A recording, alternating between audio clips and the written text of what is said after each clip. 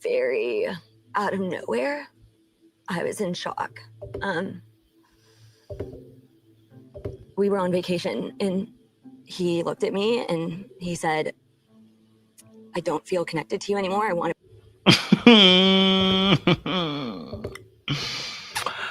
Hey guys, welcome to Little Blackbird 91. Listen, it's crazy. We're talking to you guys about Married at First Sight reunion. Can I just be honest with you? Josh is a bastard. I'm sorry. I'm probably not going to get no interviews, but I've got to be honest with you. Josh is a bastard. Yeah, nah. I got to be honest with you.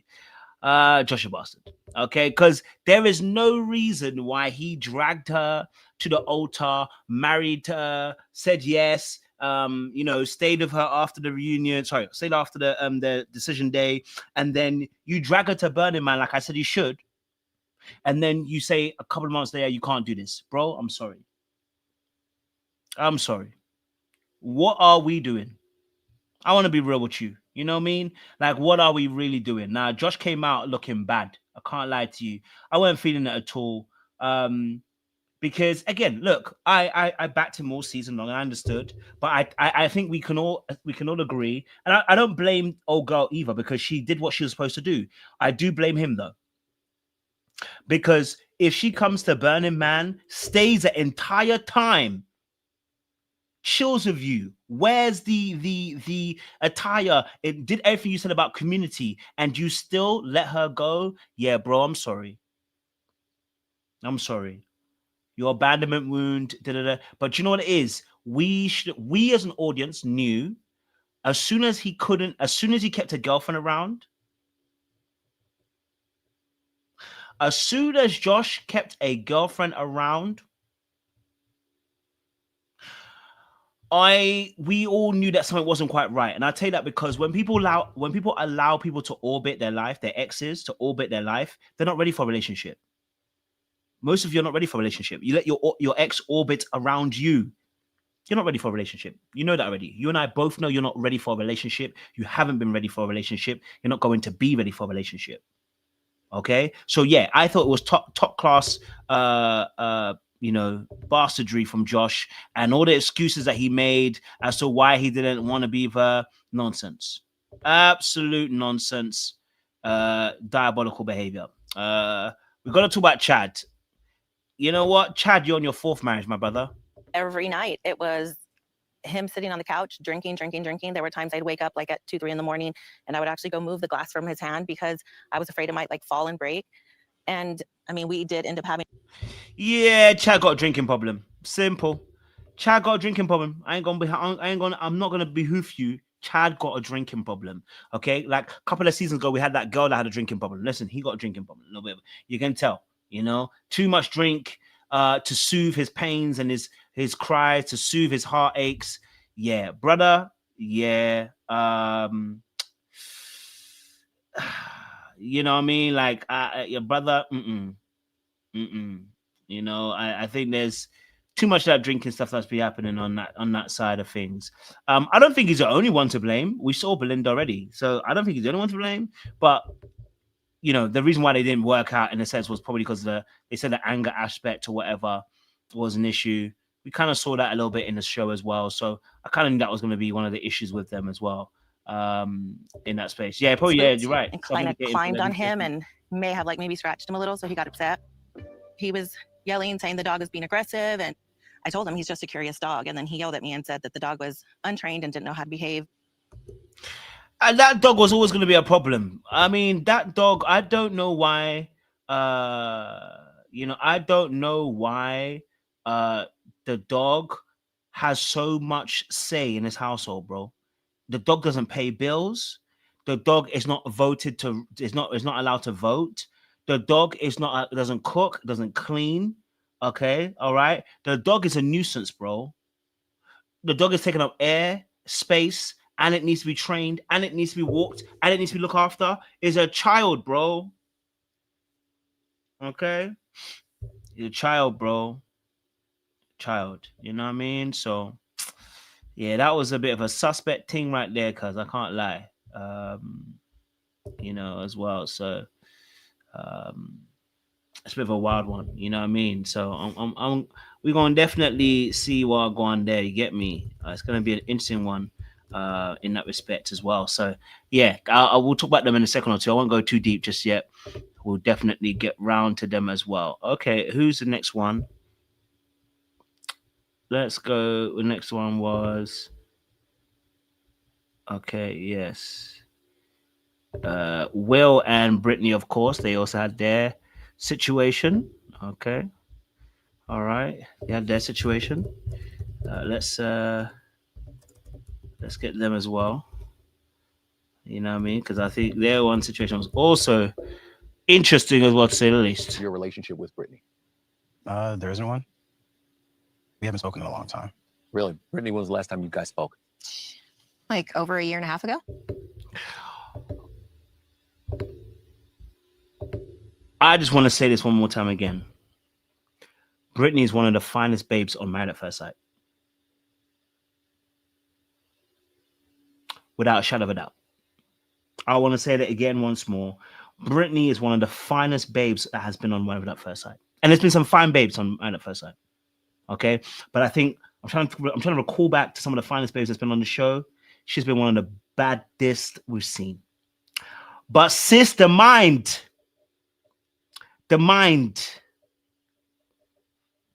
If the mind don't match the body, there's a gap. I said this at the very beginning. Okay? All right? I said this at the very beginning. The mind needs to connect with the body. The body can't be a baddie, but the mind is not a baddie. Okay? You can't be a baddie in the body, but your mind is just bad. Come on, sis. Come on. We out here going to people's houses, putting out letters outside the door. Sis, come on. Come on, sis. We got to do better than that. Okay? All right? We gotta do better than that. You know? Gotta do better than that, man. It's tight affair. Okay? Tight affair. In that space, you know what I mean? Yeah. Okay. Let's chop up another couple who also we need to discuss, because boy, everybody was going through it, blood. Like, I can't lie to you. Everybody was going through some kind of nonsense as well. Now, the one that I'm the most happiest about is this couple right here, because baby, Purity was a complete turnoff romantically. For example, Pat, as you guys saw, showed up on decision day and said he did not want to stay married and changed his mind. He went from being this like, I'm glad that Pat changed his mind, because Rhonda is an emasculator. Okay? I want to say, that this situation, Pat is a lucky man. Okay, I'm glad that she managed to get out of that situation. I'm glad that he managed to get out of that situation. I'm glad he left her alone. Because how is she going to be talking about she was turned off sexually? That's why she couldn't give nothing. Well, sis, all right, cool. All right. I hear you, sis. No, you was turned off, sis. I hear you. We need you to leave that man alone. You know what I mean? That man was pushed to the edge of his patience. The reason why he had anger issues because she had pushed him to the edge of his. She pushed him to the edge of his patience, bro. You know, my guy. And I'm like, fam. I'm like, listen, sis. We barely saw his anger on the show. Okay, so now you're gonna start painting this man like he a narcissist or something. Hey, babe, we didn't see the anger that much on the show. And I'm not saying they didn't hold resentment. I'm saying to you that, babe, like, why are we acting as if like this man just suddenly flipped the switch and suddenly became this angry Hulk man behind the scenes that we didn't see?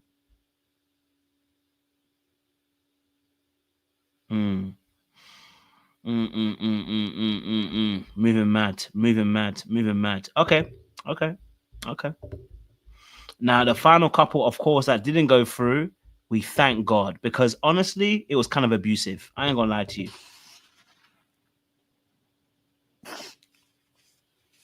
I had a miscarriage. And I know that's something very hard to talk about, having experienced that in my life. Now, I want to be fair and be real. It's sad that they went for a miscarriage, but thank God.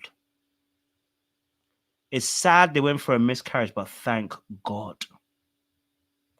Because that woman would have ruined his ass. Ruined him. Because he would have been in an abusive situation and he would have not been able to see it, would not be able to do anything about it. He'd have just tolerated it. And then the kids are asking why dad left mum, and now he can't explain it. I said, oh, thank God you're out there, bro. Thank God you're out of there, bro. Because fam, I'm just gonna be real with you, bro. Fam! You were stuck in the twilight, B. Okay, old girl's trying to make excuses for her behavior because her and Chad are the same. I said, her and Chad are exactly the same. And now she's doing the I wanted to be loved. If you want to be loved, baby, then you needed to leave that man alone. Stop trying to treat him like he's you know what I mean? Crazy stuff. The way that it happened was like, dude, that was so uncool. Breaking up is there's never a good time to do it. It's always going to be hard. I knew. My boy said, listen, I had to get out of there for my own sanity. Man said, I had to escape for my own sanity. And when he tried to escape, now she's angry about the fact that he escaped. When should he have escaped? Huh? At what point should he have escaped? That's what I'm trying to find out. You know what I'm saying, Chew? When should he have broken up? How was he meant to break up with her? What was he meant to say? What can you say in a breakup that's going to make someone feel better about the breakup? Nothing. A breakup is hard nonetheless. Nonetheless. Man, I had to do it quick. You know what I'm saying, Chew? All right? The boy was being abused. If a woman had been abused, we wouldn't have been complaining about how she broke up with him. He was being abused. There was no way. He had to get out of there. He had to get out of there. I don't care how he did it. He doesn't owe her doing any kind of face-to-face thing. If you are an abuser, you don't owe anything. If you're abusive in your behavior and language, I'm sorry. No, he don't owe you nothing. I'm glad he texted her and got out of there, bro. Because before you knew it, you'd have gone to speak to her face-to-face, twist her up before you know you're on the news. I'm glad he got out of there. I'm glad he did not go and speak to her face-to-face, if that's what happened. We have no clue what she'd have done. She's capable of doing crazy things. I'm sorry. No offense, but she's capable of doing crazy things. You can shout, scream, turn on him. Like when people threw a water balloon and you suddenly switched, but you were happily doing pranks on everybody. But nah, people like that, scared. I'm scared of them. Okay? I'm scared of them. Okay? I'm scared of them. I'm scared of people like that. Okay? When they start moving like that, I get scared. So yeah, I'm not with the shiz. You know what I mean? I'm not with the shiz. You know what I mean? Sometimes you gotta quit people off guard. You get me? Because if you get stuck in there, you're back in the nonsense again, bro. Look at man. Look at he looks like a shell of himself. The right person for me. Yeah, I had to be true to myself. I had to be true to Megan. When he broke up with me, something in my head changed and I couldn't remember anything good from our relationship. I just remembered all the bad. Imagine someone tells you, listen, when they broke up with me, all I can remember was all the bad. It was coming. That kind of thought process is coming. She's gonna. I can only think. As soon as he broke up with me, all I can think about was bad. How Sway? And then when you watch the show back, I remembered all the good. I said, yeah, you know what, bro? That's see that revisionist history is exactly why he can't break up with her face to face. Someone like that will be like, oh my God, he did this, he did that. They've forgotten that they did what they did. You can't win people like that. Scary people like her. People are scary. You know what I mean? Shoot, I'm sorry. People like her are scary, bro. You gotta leave them alone, bro. You go and catch something. I don't play with people like that, bro. Before you know it, bro, you're in a Nino. We don't play with people like that. She's scary, bro. She's scary. I can't lie to you. But look, it was a good reunion. There's some good conversation that was happening in the time, and I got some people behind the scenes who are gonna chop it up with me and just kind of talk about the reunion and talk about what they thought about Married at First Sight. And I'll tell you, man, It's real, B. It's real. It's real. It's real. All right, let's get into this, man, and let's talk about some of the show, man. The sad thing is the baby, though. I do felt that, you know. Someone said because of the baby, do you not think that it deserves more of a heartfelt goodbye? Nope. You need to get out of there quick. Sometimes it's more friendly to cut someone off quickly and efficiently than to drag it along and try to be nice about it. That a person like that who's willing, you don't know what she'll turn it into. Before you go and see her, like, you want to leave me now? I've just had a baby. It's past it. It's better to cut it off quick. It's better to cut off quick. Sometimes you have to cut it off quick in order to save your life. Because if now she comes out with an allegation, it don't matter whether she lied or not. It's always going to be something in the back of your mind that goes, did he do something to her? Did he touch her? No, you can't. Once an allegation goes out, no matter what you say. You know what I mean? Yeah, he did. He said, Will said, be mean. And look, Brittany was coming to his door. Some people you can't, man. You know what I mean? You can't, bro. You know what I'm saying? You can't, bro. You can't mess with that sometimes. You just got to be mean sometimes. You know what I'm saying? Sometimes you got to cut people off quick. Robert Greene from Art of Seduction said sometimes it's cruel to drag somebody along after the seduction has ended. The seduction is done. And so the most thankful thing you can do for that person is to cut them off quick so that it's painful now, but they get over it quickly. Then to drag them on, letting them have a chance, slowly dragging them across the cobbles. Better to finish them quickly than to be dragged across the floor. By the way, listen, I've got some people I'm going to do this live with and talk about, obviously, Married at First Sight as well in this space. Let me get El Cidio Hall and let me get my precious on. My precious. What's goody? What are you laughing for, Fresh? My expression, because the way you said my precious. Sorry. It's his way of saying it. Maybe I shouldn't be in the middle, okay? Maybe I... No. Let me get closer.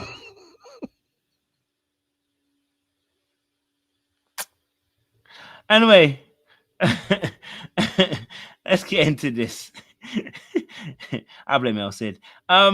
This reunion was an interesting one. And I think within, 50 minutes? Can't lie. This is a good reunion. They did everything in 50 minutes, what most reunions do in 2 hours. I thank God, because they do a lot of Married at First Sight unnecessarily. They do the whole group conversation, then they go and sit them out personally, and then man, after a while, it's an hour at least back-to-back shows. I'm like, please, I beg. This was 50 minutes. Now we could have had a bit more questions, of course, but I'm glad we got what we need to get. There was nothing else to talk about. People had broken up. They finished. And they did out here. Do you get what I'm saying to you? Elsid said, nah. There was more to be deciphered. There probably was. They could have gone deeper, but I don't think he needs to drag out anymore. Why do you think there should be more? I needed Keisha Knight Pulliam. I'm sorry. I've always had, Kevin always been on the fence with me. I needed Keisha because there's a lot of stuff that was left out there, because when I don't know where we're starting, but when Derek, sent the text and then she said he moved out a week later, was she there when he moved out, or did he plan it when she was at work to move out? There's a whole lot of questions I have with that. Then Megan working for Chad now, and she's the only one speaking up for him on the couch. I need somebody to kind of dive into that, because it was weird for me. It was weird. There's a lot more. I'm glad. Yes. We were well fed in the hour we were given. Very well fed. I still think it should have gone like the following week instead of hit us with decisions and hit us with reunion. We didn't get to digest the decisions before everyone wants a divorce. So there were some things for each couple that I wish we would have dived in further, because while Miss Brittany is saying she's going over to the house to check on Jalen is sitting there like, me? My apartment? Jalen's expression was like, okay, we go in with that excuse, then I will just roll with it. So there's a lot. It is a lot. Like when we saw when we get to it. But when we saw Brittany asking him when he's leaving with his bags packed to say you love me, we need to unpack that. And I think Keisha and Napoleon would have gone further with that. Like, girl, what are you thinking? Definitely hear you. Precious, what do you think about this reunion? No, I like the fact that it was efficient. Um, I think, yeah, there was just a lot that was missing, and there was a lot of information, a lot of questions that just weren't asked. Because Kevin don't care like that. He doesn't really care like that. So I think Keisha would have been a really good person to really start unpacking some of the crazy excuses people were using, because there were some lies being told on that reunion. Full, full face lies. So I think, yeah, she would have been able to unpack it a bit more. But for what we got, yeah, it was good. It was an efficient reunion for an efficient season, so I can't complain. All right, definitely hear you. Let's get straight into this because, of course, we'll go chronological order. There was a lot going on in this season. You know, Burning Man did what Burning Man do. Okay, Burning Man did what Burning Man do. Now, obviously, I said, you know, I said that obviously, um, um, you know, I said obviously that in the situation that I felt like with you know with what's that? Why is that name going in my head now? Jalen. Jalen and Josh. I felt like I hope his name is Josh because I don't know. I keep calling him Josh. His name Josh? Okay, cool. Because bro, I was about to call him something else. I was like, I hope his name is Josh. I keep calling him Josh. But Jalen and Josh, you know, I think obviously we knew that something was off. The attachment to the ex was just crazy, unnecessary behavior, but it exposed him in a way that I think was really good. I'm kind of sad for Jalen. I don't think Jennifer did anything wrong. Of course, I think there's always things she can improve on, but I don't think she did anything necessarily wrong in terms of in this situation. Yeah, I don't think she did anything wrong. She tried to do the Burning Man. You know, every tip that I gave her, she heard me. And I can never be mad about someone listening to my tips and it not going right for you. You know what I mean? Like you tried. You went to Burning Man. You enjoyed yourself. In fact, you even liked it. She might even be there herself next year at this point. You know, just to spite him. But you know, it didn't work out. He ended up sabotaging, I feel like, and getting rid of her. But why do we think he got rid of her? Why do we think that after the lights, camera, and the action went, why do we think Josh decided to leave the situation with Jalen? Okay, I want to know your thoughts on this. Precious, why do you think it didn't go well? I think he got comfortable, and I think he he started to connect to Jaden. Um, he comes across as somebody who likes that initial like honeymoon phase when everything is hunky dory, the adrenaline is pumping in his veins. There's, it's easy to push someone into adventure, and you can do all of these fun stuff because you don't really know the person yet. You haven't really, embedded them into your life. And I think as soon as he started to see, okay, we're past the honeymoon stage now, it's becoming serious, there's feelings involved, all of these things. I think he just that was the kind of point where he was like, I'm not really feeling this. Because also, I think it would be interesting to see what his past, because that's one thing we didn't get this season. We didn't get a full understanding of what his past relationships were like. How long were his past relationships? Because I have a feeling that his past relationships were probably around this same length, and that this is a cycle that he does. Like, because the way he just cut it, this is definitely what he does. He goes, he's probably having relationships that are less than a year, and it's like a same sort of pattern. And I wouldn't be surprised if that ex that he follows is probably his longest relationship. That's probably the only relationship that's been long for him, and that's why he's still hooked on it. Because for him to say your adventure level is a 2 and I'm a 10, that tells me that he's chasing this sort of adrenaline feeling, this high that he believes that is there, and he's not actually in a relationship with the person across from him. I don't know if he's engaging in some sort of limerence but it's just very much like even how he handled the breakup, very avoidant, very just snap, I'm done. I don't want to be here anymore.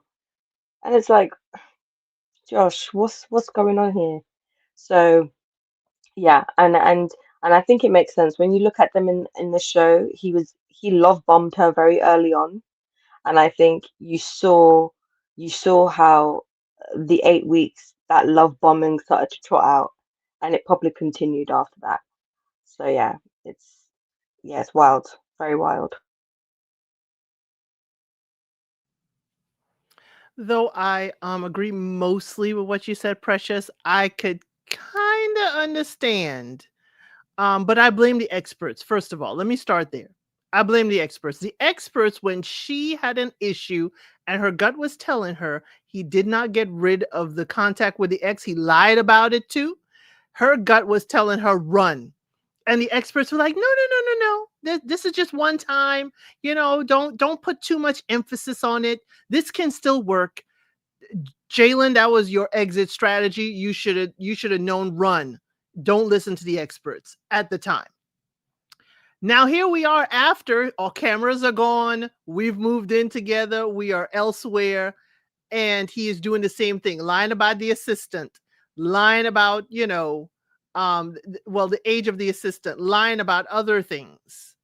Then you're doing all the things for him. I haven't heard yet what he did. Did he rewrite those vows yet? I doubt it. What has he done?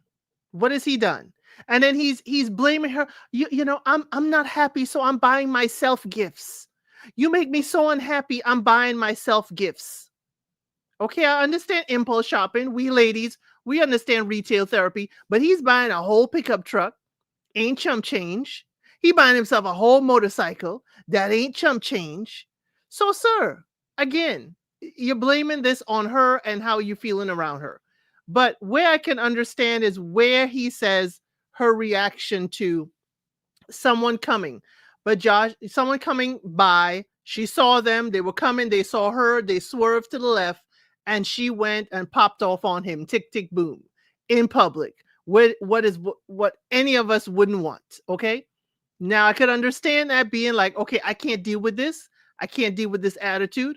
But again, Josh got to understand, in the spirit of Thanksgiving, this is the pot of soup that you made with your lies, your deception, and all of this stuff. This is what you made. And so her tick, tick, tick, is popping off on you. This is based on everything you have fed her. And what you fed her is a whole bunch of deception and lies. And that's probably, I'm wondering now, when she kept saying at Burning Man, we spent a lot of time by ourselves. Did Josh tell his friends not to come around? Did Josh tell his friends? Because he went there for what? Community. This is his community. But all of a sudden, your wife is there, fully involved, yet y'all are alone most of the time. Yeah, where was the community that you went there for her to be a part of? So again, I thinking he was lying, and another layer of it, unless she was tick, tick, ticking, and he said, everybody clear the area. Don't come around because I don't want you here for when it go boom.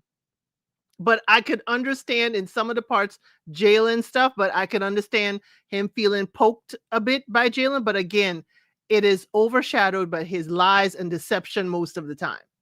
I was like, yeah, Jalen, I understand.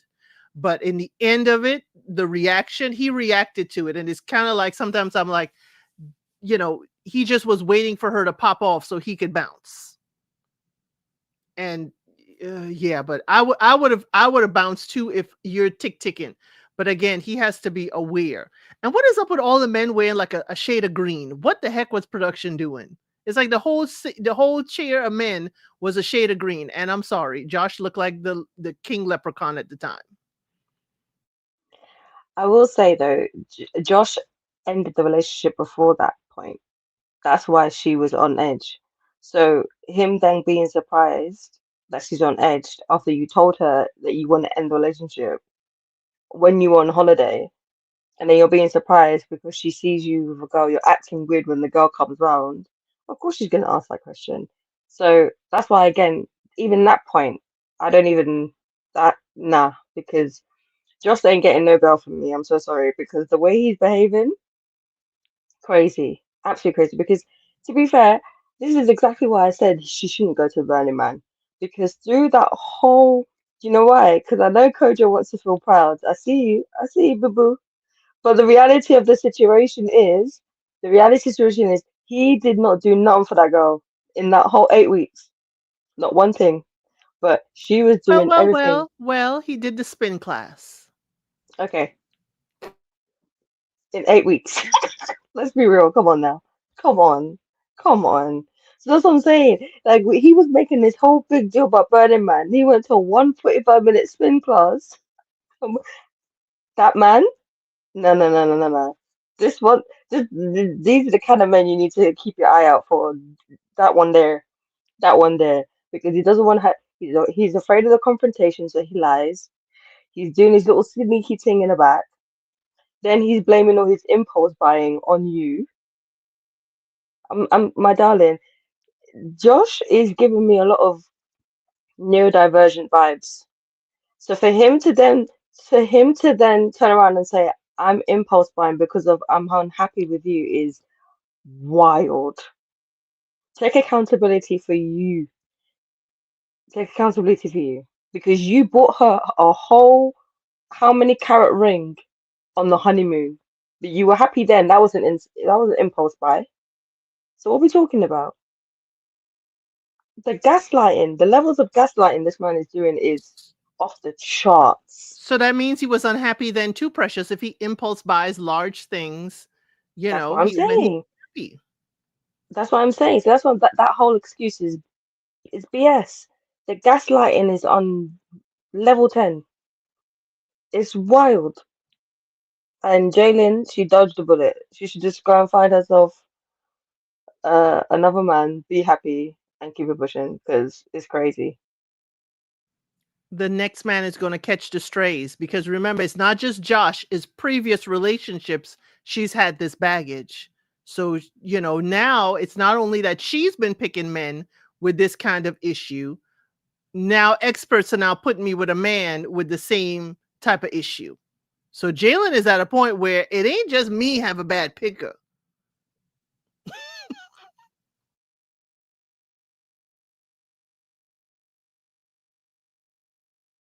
Precious, what about him and the girl that was draped over him in the video?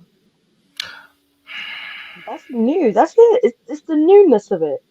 That man, do you know how he looked like? He looked exactly how he looked like with Jalen. It is the newness of the new girl that he is excited about. That's it. That's it. That's all. But he goes to the same festivals year after year. So what is it with the difference with the newness of a woman versus the same festival? Because the festival, different people go every year. So you meet new people. You might go every year, but new people come. So I can imagine that when he's been single, he's been having a good time at Burning Man. So You're saying he that's wasn't why staying by that's why himself the way he and Jalen were. yeah, because he More knew than for a likely. fact that he can't do that. He couldn't do what he was doing last year at Burning Man this year because his wife's there. Because he was in, you see, I think I put the emphasis on the wrong part of the word. It's community. I am not involved. What I would say though is definitely some gaslighting in there. Like I said, I think it's dastardly for him not to know why she would have felt some type of way at the event. I think with Josh, I think he's sabotaged. I think he's afraid to really love someone effectively because it would mean opening his heart and really having to be vulnerable and let his guard down and having them actually disappoint him potentially or even have the ability to hurt him. I think he ducked and dived. I think he really did spend his time making sure that he would be a quitter rather than somebody who would, finish the vows that he started. I think we saw some I think, like I said, I think we see flash of red flags. You know, I think the vows was a flat red flag. I think the ex-girlfriend was a red flag. I think the lying was a red flag.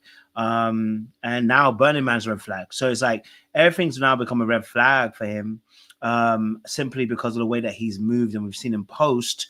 I think also the way he handled the reunion told me he hasn't grown. The way he handled the reunion tells me he has not grown, has not done the work. He's a liability. I'm sorry. You know, I think he's got a lot of work to do to grow up, mature emotionally, so he can begin to express himself fully and express this to his partner, right? Or ex-partner. I think obviously when we watched the reunion, what we saw with him was a lot of deflection and him a lot beating around the bush to answer questions. Also, at certain times, we know that he couldn't take accountability for his actions and what he played in it. He put it on her. And I'm like, bro, like you putting it on her only highlights how bad you really were. You're unable to really be able to tell the truth about what really happened or what you really went through. Yeah, Josh is nice, scary. Absolutely. He's that kind of person. And I felt for Jalen. I really did. I mean, I felt like she got done dirty here because she tried. She tried to make it work. She tried to put her best foot forward. She tried to have conversation. She tried to communicate with him and did all those things. And he presented as cool, but then after a while, like we start to see the real him. You know what I mean? So, you know, I'm disappointed actually. I'm disappointed that he didn't come to the reunion with a better mindset and a more mature mindset and one that's grown and done some work. You know, I felt like he just came here with the same mindset he came into the show with. And that tells me that it feels like there's no growth. And that's been, a couple of months later on, that reunion, you know, and you still ain't showing any kind of growth. I was like, yeah, bro, right now you're showing me you're not a serious candidate. And you're showing me that you've not reviewed the tape, in all honesty, and thought to yourself, well, there's things I can do better. And it's like almost as if you're blaming her for the fact that this relationship came to an end. Nah, it's you. Yeah, for me, it was nasty work. I can't lie to you. I didn't like it. I promise you, I didn't like it. I wasn't a big fan of Josh on this reunion. I'm disappointed in him, to be honest. You know, and not just because I think, you know, Jalen's a pretty girl or anything like that. But tonight. It's just a way he just didn't take accountability. You know, didn't take accountability. Now, obviously, as he said that, he did hang Chad out to dry though. He said, Chad, you did not text me in that way, bro. And I said, Chad, what the frick did you have a conversation with Josh about then? So what conversation did you have? And then Chad was like, well, maybe we had a conversation beforehand and I kind of interpreted that into what you said. And I said, sir, Chado, what did you interpret? Because old boy told us no, and the texts are saying no. So what is it that you were seeing? How did you guys?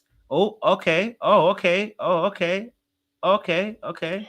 I'm sorry, but we've already seen that he has a history of lying. So I'm so sorry, but I'm going with Chad on this one. Because Chad don't come across to me as a guy who lies. Chad comes across to me as a man who says what he says and he sticks by it. So I'm so sorry, but you're not gonna have me here. And this is coming from me. I would never be the one to be defending Chad, but I'm sorry, but not with Josh. Not with a man who lies for no reason. No, we're not doing that today. Amen, sister. Amen. Put some respect on Chad's name, okay? Put some respect on Chad's name. Yeah, we've seen Josh's history. So put up against Chad, yeah. I'm not going to be on Josh's side. He lied about the age of his assistant. He lied about the ex. He lied about a whole bunch of stuff. You know, who's to say he ain't lying about Chad and Chad just ain't going to pull his britches. So again, I ain't going to dive off the bridge to say Josh all of a sudden telling the truth. Good evening, Easton. Okay. How we doing? Everybody good? Everybody good? Hey, what did you cook today, Easton? I did the sweet potato pie.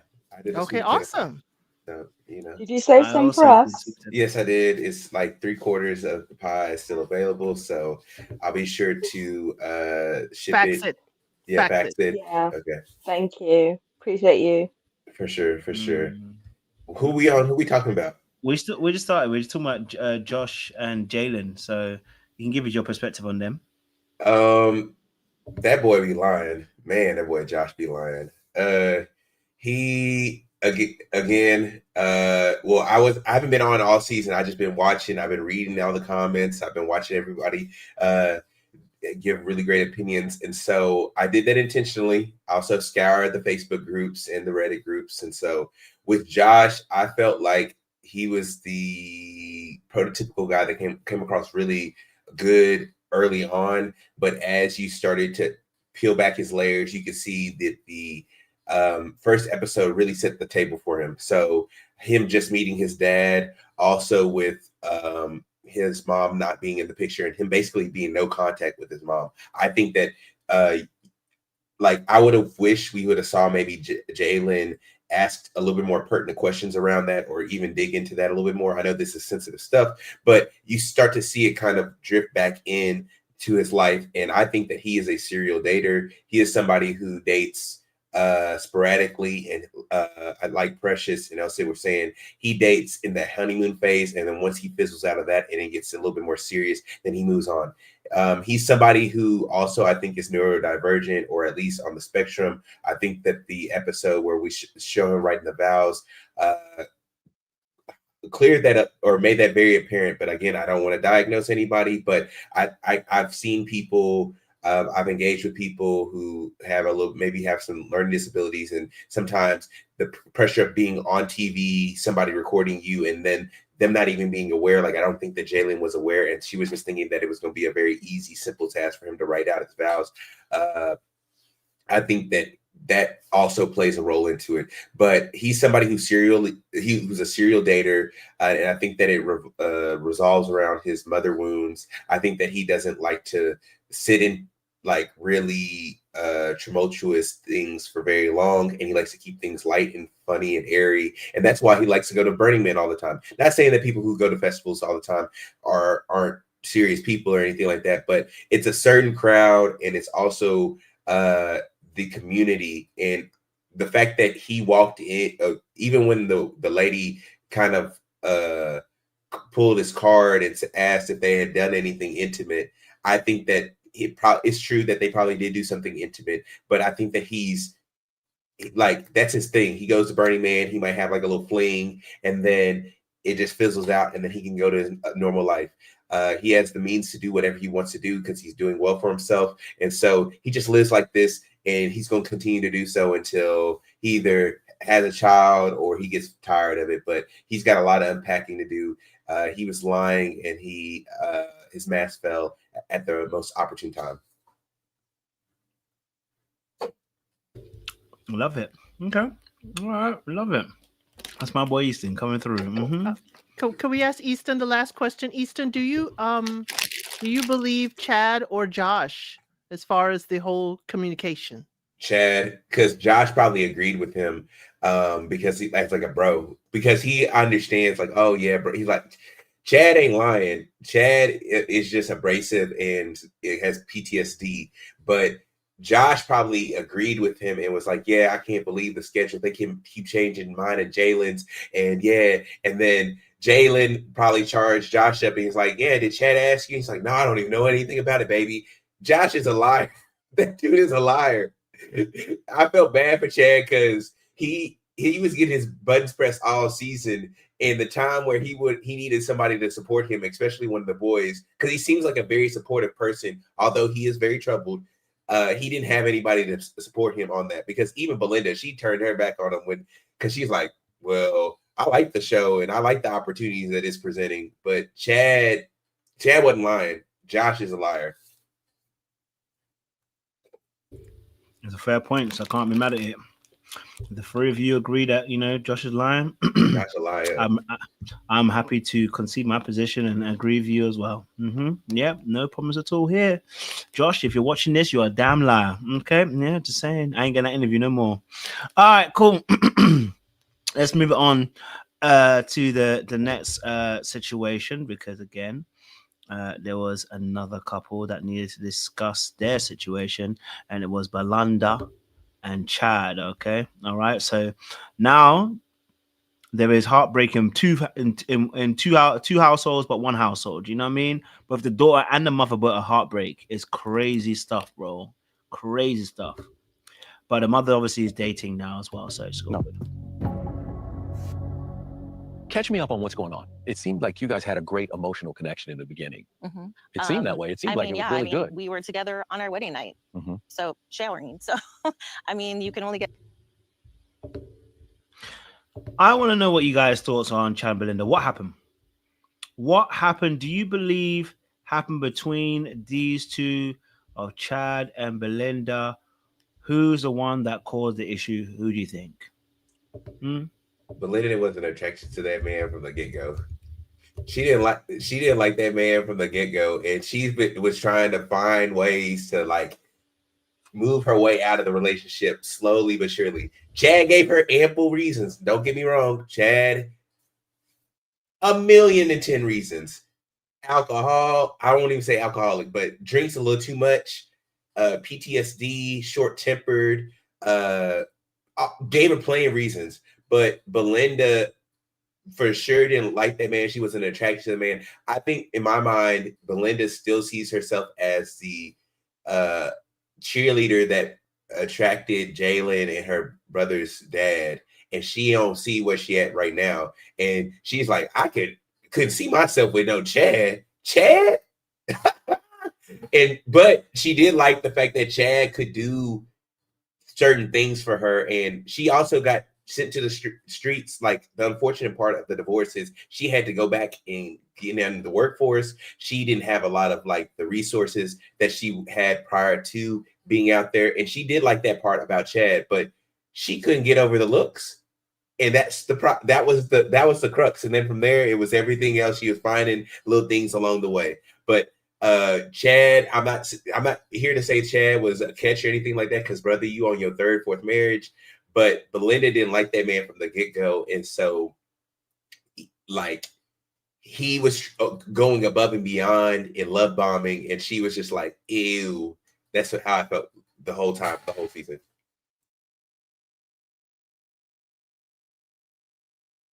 Go for it, Precious. I've been saying it from day dot that Belinda don't like that man. I've been saying it, and I feel vindicated because she did not like that man even a little bit.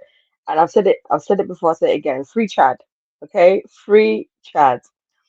Number one, she didn't really want to be on this show, because if you remember in that first episode when she was brought onto the show, she was brought onto the show because she called up and was like, "Oh, Jalen's going on. Oh, I want to go on too." And Dr. Kyle was like, "Okay."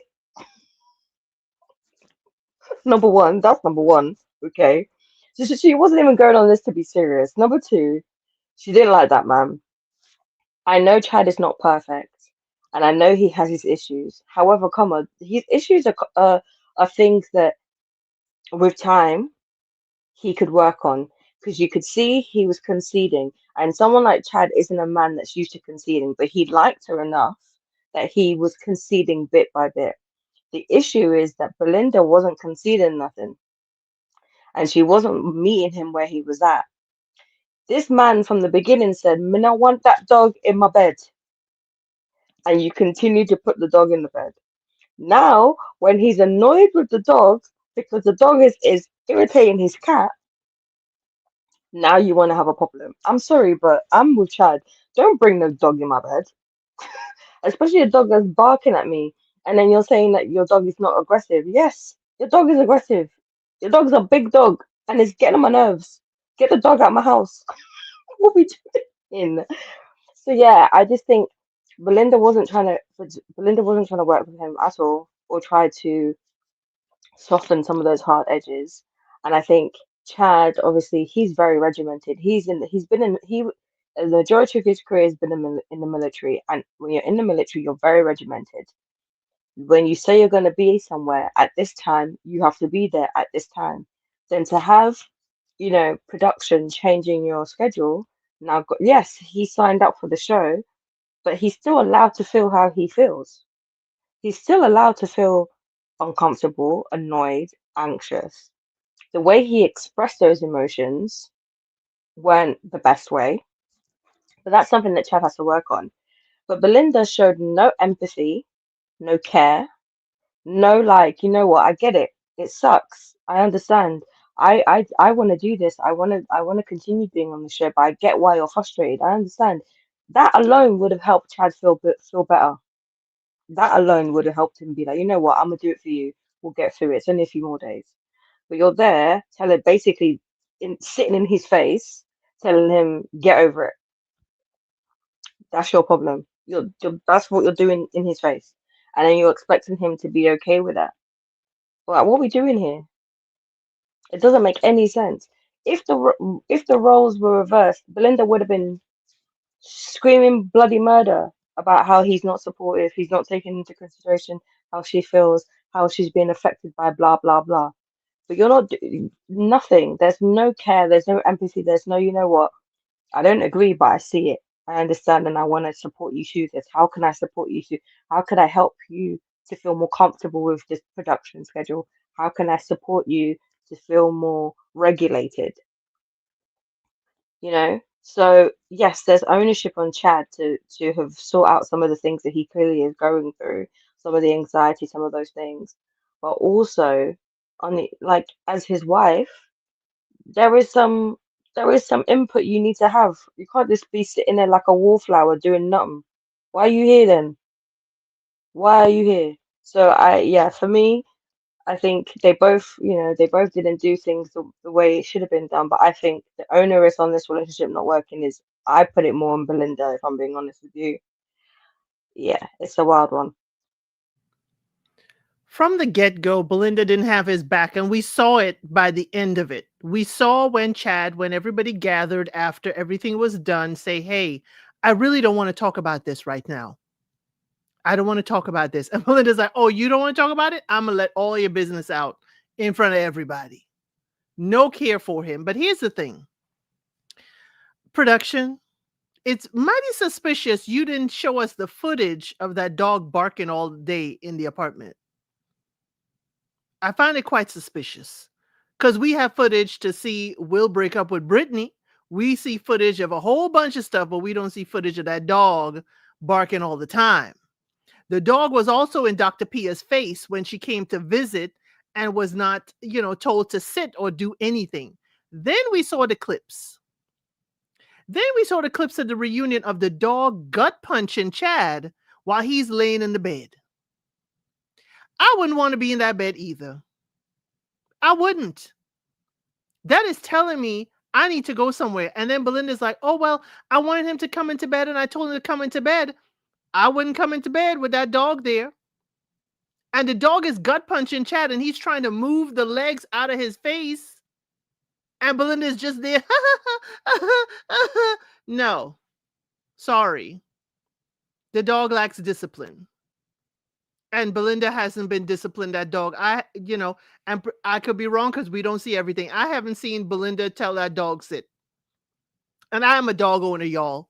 And yes, Mr. El Cid spoils the dog and he gives them treats and stuff. But you don't get a treat unless you perform a command. This ain't a free-for-all. Again, my dogs ain't in the bed either. So I don't understand. But Belinda, I don't know at what point, but I don't think she had a care for Chad. Not at all. And a care for her dog. Because guess what? I'm sorry. If your dog if Chad really was about, stuff, your dog gut punching him and all that kind of stuff, that was some hard hind kicks. He could have been really hurt. So you have no care about what the dog is doing. And I'm not going to harp on a dog. I'm more harping on the dog for the dog owner. We saw the dog's behavior based on production. The little bit that we saw, we were all concerned about Chad and all of this. So I don't think, I don't know if the dog is going to charge Chad to come for the cat. I don't think so. But even a curious dog, a playful dog coming at you, it can heighten, a situation. Okay, the cat doesn't know the dog doesn't know the cat. Both of them didn't perform the introductions very well. That dog should have been leashed. The dog should have been leashed while you're introducing it to another pet. Both dogs, the cat, again, I'm not saying I'm an expert, but introductions of animals has to be handled in a very delicate manner for both the owners and the animal. But Belinda didn't care about him. I didn't see her care. And at the end, when she's like, oh my God, da da da da, the minute you talk about that dog, she is done with you. Because the dog is the center of her world right now. The dog can do no wrong in her the way she behaves. Because you all remember when she went to his house to talk and he said something about the dog, that's when it kind of cut off for her. Other than that, Chad does have issues that he needs to work on. But again, as Precious said, he was open. He was open to change. He was open to discussion. He was open to fix things. Would it have been fixed? We don't know. But he was at least showing us that he was open. And I could at least grant him that kind of grace. I don't know if anybody had his back. But Chad, if Belinda is correct, that you were falling to sleep with a glass in your hand, that is a concern. That is a major concern that you need to have taken care of. If you are sleeping out there, that was she was being very pet. That was shady. She was throwing out stuff at the end to justify her reason and why, because she didn't have a problem with him drinking and coming in a little bit drunk when he was dancing and everything was hunky dory in the beginning. Because him drinking hasn't changed. He's been drinking like that from the get-go, and now that they're broken up, now it's an issue. I think she's just trying to have more reasons, as she's always kind of been ploying in her mind to justify why she pushed eject from the relationship. But Chad was, to me, it seemed like Chad was always open to changing and adapting. And here's the thing. Chad forgot the playbook that they never gave him. He was supposed to be tick, tick, boom. And he didn't. So if you didn't do what I expected you to do, give me a tick, tick, boom moment. Now I got to throw out all the stuff I can't stand about you. Yeah. It was shady, man. I hated it. I hated when she brought that up, because I was like, what does that have to, that has nothing to do with nothing, because we didn't see that. We didn't see that. And also, this is not the time for you to bring like, she was bringing up his personal business, because you have to take into consideration, Chad didn't say anything about this woman. The whole time in that reunion, Chad kept it respectful. He took accountability for what he did wrong. He apologized. Yeah, granted, there was a little bit of friction at first. He was a bit standoffish, but eventually he took accountability. He apologized. He said where he went wrong. He said nothing about this woman. Said nothing bad about this woman. Not one bad word. And then now you're here sitting there, bringing up all of these things about this man's business. And I'm just like, poor Chad. You see him. He just looked like a shell of himself. I felt so bad for him. He's lost so much weight. He looks good. He looks healthier. I'm glad. But he just looked like a shell of himself. And you have Belinda sitting there, all happy dory, yeah, I'm dating. You see this man's face. He was hurt. This man is hurt. And I felt bad for him. Like, my heart actually felt bad for him. And you're sitting there then talking about, oh yeah, he drinks too much. Why are you bringing this man's business on TV like this? It's crazy. I just thought it was. We did see evidence of the drink with his hands shaking whenever he held a plate. We did see some evidence of that. But yes, she was saying a lot about him. And you know what? Just like, Easton, I wasn't going in the deep trenches like you were in the subreddits and stuff, but Belinda wants to be a influencer. Okay. She out here trying to put out a book. Okay. So when she's doing these things, I think she didn't get the sensationalism that she wanted out of the show, and not at the end. But yes, Chad's behavior, he was rude to production. He was rude to the folks. He apologized. He said he was rude. They spliced and diced it though. When he said, hey, if I'm going to say something, just shut up. They spliced and diced that because they made it seem like he was telling Kevin that. And even though I kind of side-eye Kevin, I know he would not tolerate anybody. Kevin has popped off on people for less. So I know he was not going to take that. No. But Chad, yes, he was rude. He was, telling, he was offended that these young people were telling him, a grown man, what to do. Yes, he had that thought in his head and he acted on it, but he came there apologizing.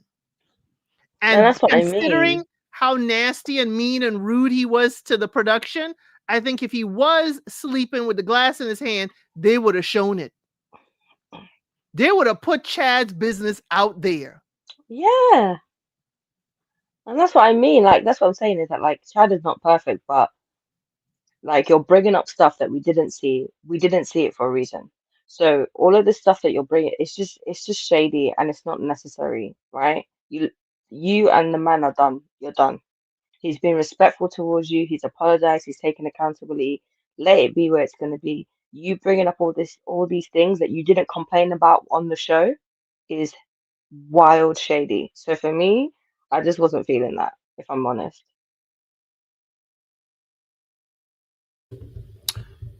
Yeah, I hear you lot still. You get me? I hear you lot still. I mean, I'm looking at the Chad situation and I think we said it from the very beginning that, that there was some kind of attraction issue with Belinda and Chad. You know what I mean? We did kind of highlight that. Now, I knew there was something wrong when your girl says to you that she's graduated sex toys, just know that your girl's graduated you. Okay? All right? She's graduated you. She hasn't graduated sex toys. She graduated you. Okay, all right, and as she can't see herself experiment in that room. Look, the ladies can shake their head all as much as they want. Okay, all right. No, I'm shaking my head. I'm shaking my head because you didn't say that. About which part? You didn't say that. It was me that said that. You didn't say that. About Chad and Belinda. Yeah, you didn't see an issue with it, Kojo. Elsa, am I lying? Run the videotape from a couple weeks back. Did I say that she fancied him? No, you didn't see. No, I said that she said I love you now, but I didn't say that she fancied. I didn't say that she fancied. No. I'm saying you didn't see an issue with her shutting down the sex toys. It was me that said that's an issue. Yeah, I didn't talk about it. I don't think I even talked about it. I probably was asleep. No, you were there. You were there. You're forgetting I had the live on. I didn't talk much. No, I barely was talking, guys. You were there. I set the live up for you guys to talk. I wasn't talking, B. No, you were there. You heard me. It would be inconclusive because I wasn't talking. And I don't know if I said anything on that sex toy thing. I don't think I even mentioned. No, I'm saying is that like I said that like her saying no to the sex toy was wild business to me because you can't say you've gone through a phase to your husband on the sex toys, and that was basically her just shutting him down all the way, and I was like, free Chad. That was very wild, to be honest. I can't lie to you on that part. But yeah, I don't think I really commented on it because I think the lives I kind of allow everyone to speak. But yeah, I mean, to be honest, look, I mean, if I didn't say anything, then fair enough. Or if I did say something, maybe I need to change my mind. You know what I mean? I'm happy to always go back on myself. It's not a problem at all. But what I would say is obviously now, the part that I always thought about, the part that I always felt about Chad and Belinda, which I did a video on, was the very first argument that they actually had, or first disagreement they had, where they were in the bed. And I said that she did not actually listen to his actual needs. She only spoke about how she felt about him saying what he said to the production, but she had an opportunity to kind of open herself up and create a safe space for him, and she didn't do that. Instead, she made it about herself, and then he ended up apologizing and didn't actually say anything about what he was going through. So, I think it was there was always signs that this wasn't going to necessarily go together. I thought it was good though. I thought once he said she said I love you back, I thought this could potentially work. I can't lie to you. At that point, I thought hopefully this could work and this could be back in alignment, you know what I mean, with them, and they could try and see what would work. And then of course the next episode doesn't go that way, does it? So Coach, he was fishing for that. He was fishing for that. I love you so hard. He was doing so much. It was the thirstiest I love you. I've ever seen in my life. Like out of all Married at First Sight, Love Is Blind, any show, Chad and Belinda, like Chad fishing for this I Love You Back was the toughest watch I've ever seen. Literally. I don't know if it was that difficult. What was it? Yeah, we exaggerated a little bit here. It was less of a beg. Kojo, No, He you're was not like, doing that. I love you, baby. And It he would wasn't like that much look of a and pop. beg. Kojo, we had this chat. I said he was dragging that love you, and it wasn't even I love you, it was love you. That's what it was. It was love you, and he pulled that out of that woman like blood from stone. He was trying. He was doing It wasn't that everything. He was dancing with it, man. He was doing everything he could to try to get that back, that I love you back or I love you back. And it was just, I said, yeah, she don't like you, brother. But yeah, but fair enough. Oh no, listen, hey, look. I'm definitely hearing you. You know, definitely hearing you. Y'all got some good points, and I ain't stop sleeping on these lives. Okay, cool. So let's get to the next couple on this particular one as well. Shout out to Belinda, who reminds me of the fairy godmother in Shrek. The fairy godmother, the woman. I can see that. I can not see Shrek that. I can Queen, see that. The woman who plays her, who's an amazing actress, by the way. Yeah, I can see that. I can see that. I can see that. That's a good She one. looks like the woman who Yeah. plays it. Okay, cool.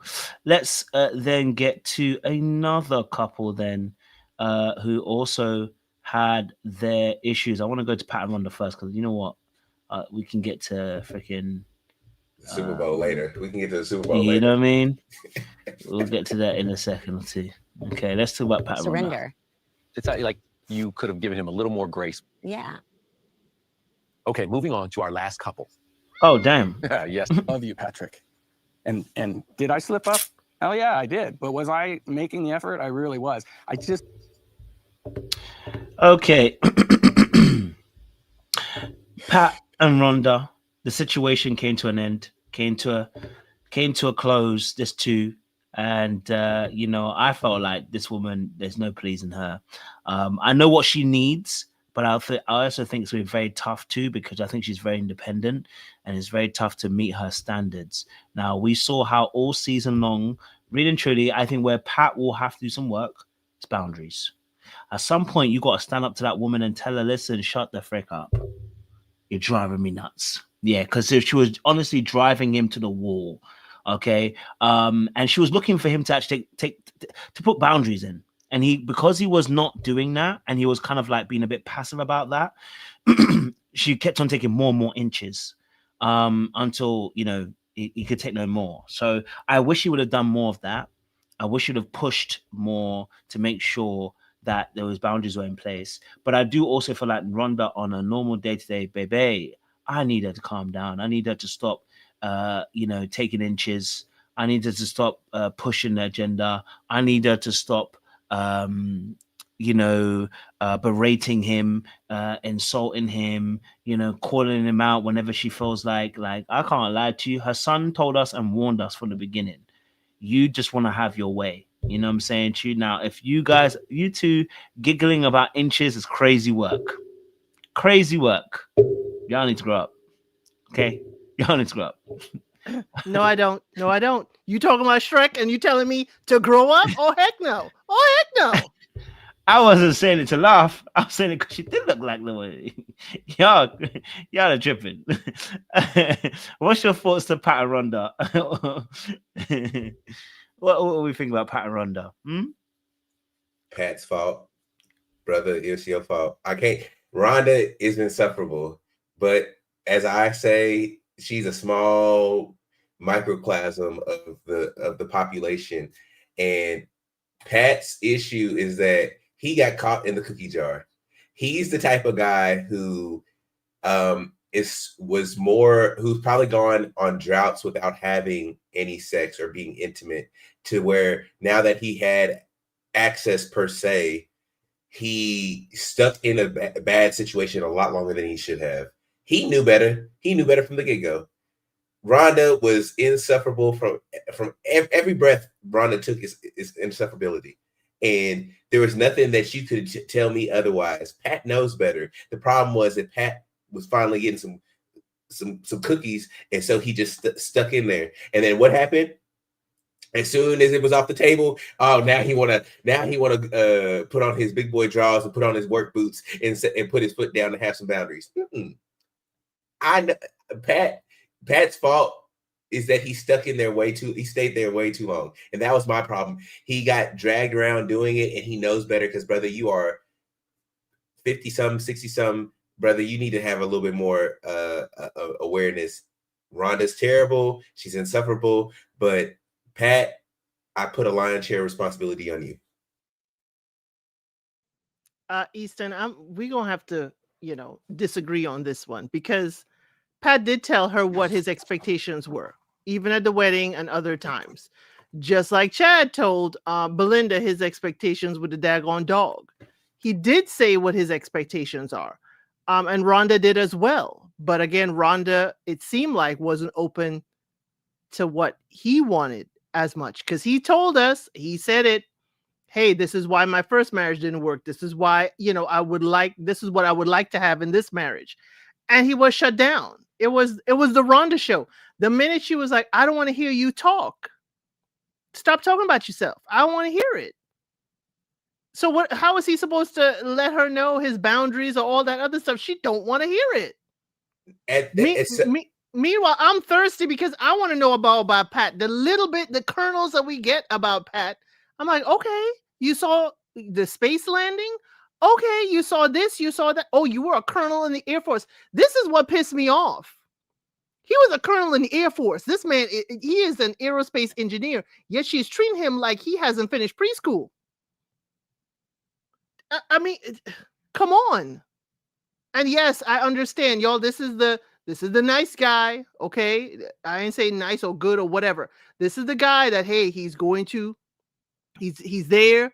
I'm here. I'm present. I'm going to do what you need me to do in this relationship.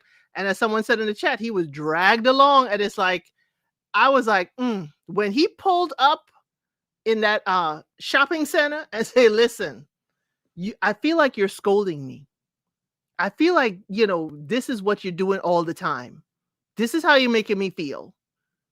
It had to pull her out of her grief moment into soothing her person moment. But again, I would love to know, because she said he went away to Europe for a month, and she said she traveled enough for the year. I would like to know if those travels, did Pat go with her? And is it a case of like Jalen and Josh? He's doing all the things that she wants to do, all the trips that she wants to go on, and then here's the time for a Pat trip, and she's not going. I mean, that's what it sounded like, because even Pat wanted to include her with buying tickets for her, to include her with the festival or what he was taking his mother to. She felt offended. He is trying to include her in his life. I think she wanted him to join her life, but we didn't hear a lot of Rhonda wanting to open herself up to his life. It's giving me a Jalen Josh situation in the reverse. But again, I will have to disagree with you. Yes, when he can interject, when it became too much for him, he would say it. And as he said in front of the experts, I don't know if and when I can say this, because I don't want her to get defensive. And then I don't want her to, act up towards me and closed off. And then we're back to square one. Easton, you're muted. He had a body of work to see what kind of person he was dealing with by the time it came to decision day. My issue is he had an ample opportunity to cut this relationship off, but he chose not to. That is my issue with Chad, is that in the times where he does have the leverage or the power, he never takes it. And to me, it seems like he was very that the only deciding factor between him breaking up then and at decision day was that Rhonda took sex off the table. So that leads me to me where it feels like his North Star was that he had access to sex And it was like, oh, once it's off the table, then I'm about to put on my big boy boots and then let's nip this thing in the bud because I ain't getting none. That's But just he to said me. it. He said it. But Easton, he said that. He said about being adventurous. His first marriage was not adventurous in that area, and he needed that. He said that. So that means you willing to put up with all kinds of disrespect just because you getting some cootie cat. Again, if that's what he needs to, swim in the waters in order for him to be baptized and don't have a care in the world, but you see, that's the thing. That's what he wanted. He stated clearly, this is what he wants in his relationship. And he doesn't want to give of himself so much that he is lost and he is not himself anymore. He said it. Now, if you do not want to grant him access, I think this is the time you would need to have a conversation with him and say, hey, this is how I'm feeling. I really don't want to do this right now. I think he would understand rather than you not talking. I mean, come on. If he said this is what he wants and then he comes home, you haven't seen him in 30 days, and now it's another 10. Jesus had the 40 days and 40 nights. What am I under penance for? I am back. Are you not happy to have your spouse back? Because if I haven't seen you in 30 days, I am jumping your bones for 10 days straight. I'm sorry. I felt like okay, I get it. We'll go on to Precious after this. I'm just saying that I think that there's opportunities for him to have some leverage in the relationship to gain some respect for Rhonda. I don't think he should have been with Rhonda. As soon as she would have talked to me like I was a little kid, I would have been like, ma'am, do you not look at my accomplishments? Like I'm talking to you as an adult, like we are peers, we're in a relationship, and you're talking to me like a little kid. I would have nipped it in the bud right then and there. But he kept going, and my feeling is that he kept going because sex was in the draw. Because and you would tell him, this is not about you right now. This is me and my emotions. At some point in time, you got to know. But I digress. I'm just saying. I just think that he's put a lot of the meat and potatoes of the relationship into them having sex, and then as soon as it wasn't on the table, then he went out. No, he should have left like months ago. Remember Easton? I'm sorry, Precious. Remember Easton? This is a woman that she said in her previous marriage with her 3 or 4 kids, she moved in a week before they were married. That created a whole pressure kettle. How do you move your 4 kids in with a man they have not lived together and expect it to be just smooth sailing? I mean, anyway, I have questions.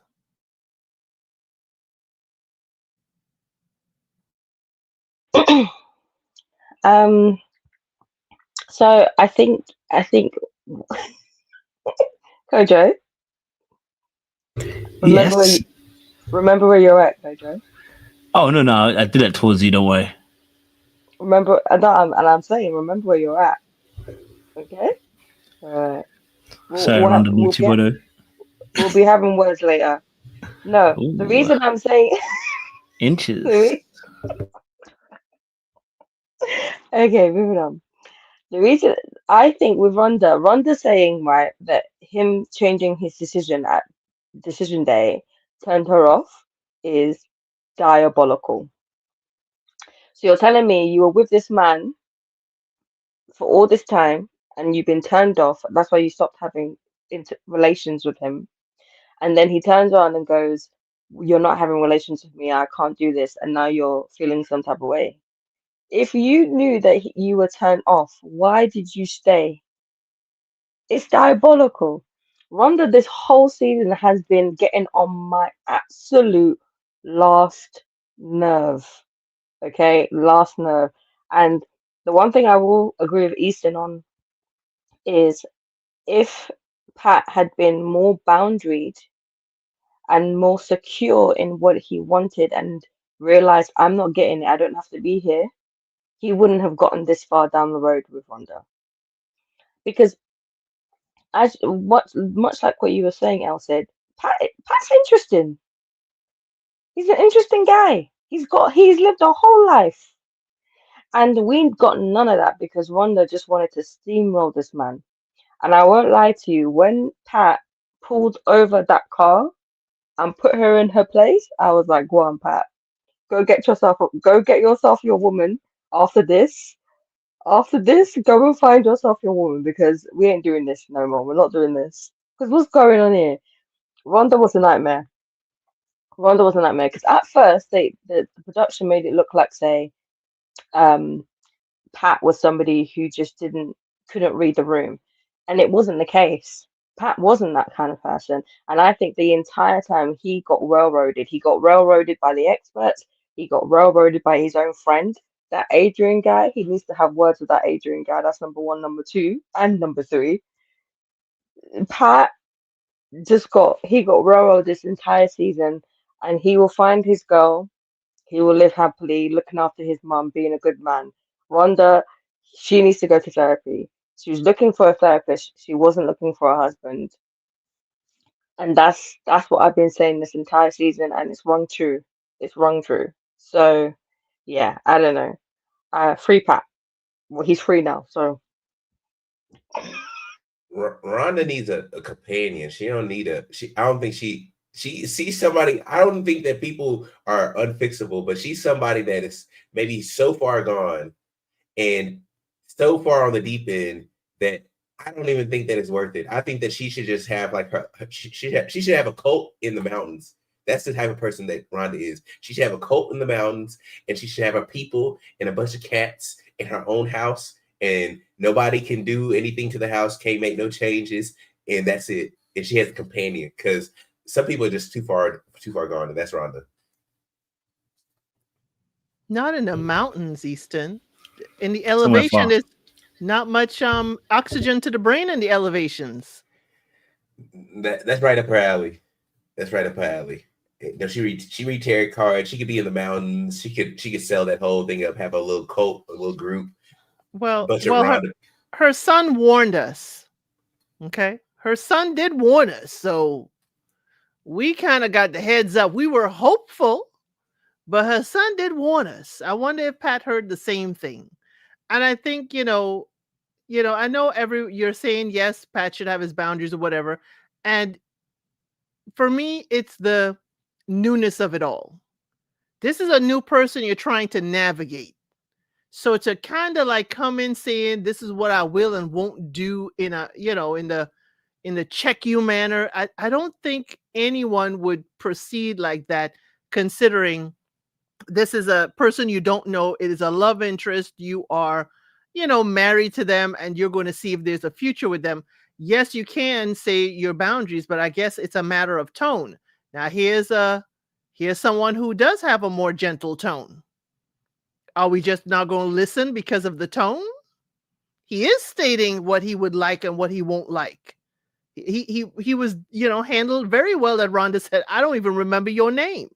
I mean, is it the fact that he's seems like a more even keel personality? And again, you can't be flipping the lid, or else Houston, we have a problem. I mean, come on now. He seems like a more even keel person.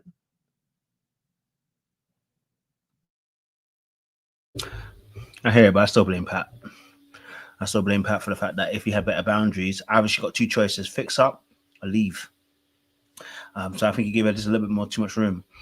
And look, it's his lesson for the next relationship: fix up, get boundaries. You know what I'm saying to you? Like, you've only got so much inches before I gotta let you go. You know what I'm saying to you? Because you're stretching it. And so when that happens, you gotta let someone know. When someone does that, you gotta let them know that, listen, time's up. You know what I'm saying to you? And you see how, listen, for a brief second, he became sexy to Rhonda.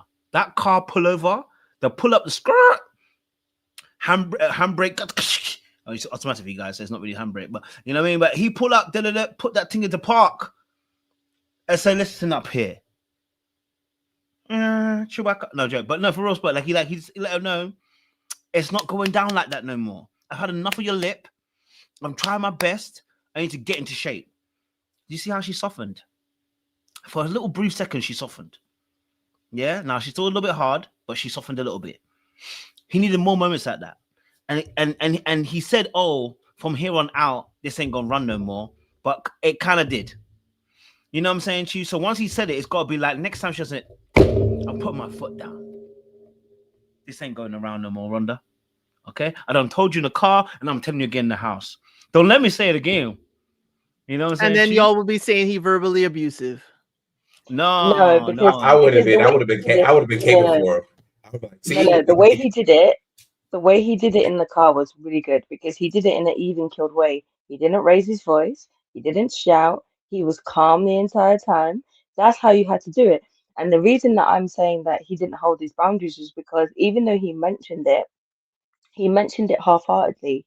He mentioned it in response to her bringing her things. If he had continued doing what he did at that pullover with the car, she would have nipped it in the bud a lot sooner. Maybe not all the way, but it would have reduced. Because the thing about holding boundaries is that you have to be consistent and constant in your holding of said boundaries. It can't just be you do it once and then you keep letting it slide afterwards, even though you're saying it. No, it has to be, no, I would like for you to remember what I said before. I do not enjoy this. You need to give me some time and we need to have a conversation. I can't process you giving me all this information while I'm driving. I can't process you giving me all this information while I'm doing X thing. Let's work out a better way of doing this. And if he kept steadfast on his boundaries, Rhonda would have had no choice but to assimilate and acquiesce. So that's why I think, and I think that's what he's learned. You could tell in the reunion that he's learned that he needs to do that more and he needs to be a bit more like you said, he was a colonel in the Air Force. He needs to be like that. What you saw him parking over on the side, that was Colonel Pat right there. That was him. That was Air Force Pat. We need more Air Force Pat. That's what we need. We need more Air Force Pat, and he'll be fine. Man, that sounds all nice, but that girl Rhonda was putting that witch cookies on him, and he was over here acting cuckoo for Cocoa Puffs. That's the way it was. I'm telling you, Pat didn't want to disrupt. Nah, because he would have been there longer. He would have been there longer. He got he got drug across the floor. Because he was on TV. Because he was on TV. This was pitiful. Because he was on TV. He walked all up and down. And I'm telling you, I saw the look in Pat's eye. The only reason why he was still there is because, I'm getting some at night. No, the reason he was still there was because he was married to the woman he was on TV. I bet you any money if this was Pat and Rhonda in real life, Pat would have ghosted Rhonda. No, he said in the first relationship he wasn't getting his needs met. So that means that sex is kind of at the top 2, top 3, really the first thing on his list. But so then he left. He left and he was single for a while. He was getting it in and he got used to getting it in. Now he's with a girl. He was with a woman. Pat ain't giving me. Oh, I was out here in the wilderness running through like Tomb Raider. You don't know. You don't know. He don't married at first sight. I know that, and I know that he was willing to take a whole lot of. And Easton, when was his previous relationship to the show? 6 months. Easton, do not put some respect. 6 months. He was giving it a try. He was waiting it out. He said, "I'm gonna play the nice guy role for 6 months. Hopefully, she gonna give me some, and then if not, I'm gonna go ahead on Mavs." That's what he did. You need to put some respect on Pat's name, okay?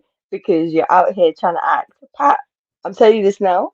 He's a sniper. I'm telling you. I know a sniper when I see a sniper. Pat is a sniper. Don't even. I'm telling you this for free. I know a sniper when I see one. We do this every year. We said the same thing about Alan last year. And no. I said Alan had potential to be a good match for somebody. I'm telling you this now. Pat is a sniper. Do not get it twisted. Okay? I promise you, Easton. I promise you. Elsid, am I lying? You ain't lied. Pat is a sniper. But you know what, Easton? Easton, you are not in his crosshair, so that's okay if you don't see it. It's cool. I'm saying if he was as deadly as what he says he is, what y'all say he is, he wouldn't have been drugged around by Rhonda. That's all I'm saying. But hey, I digress. I He's end it right aware, he's on camera, he's married, he's trying to settle down. I'm telling you, I'm telling you, Pat is not one to be with, scaring the ladies away. He ain't. He ain't. Come on now. He's calculated it down to the micromillimeters. He knows.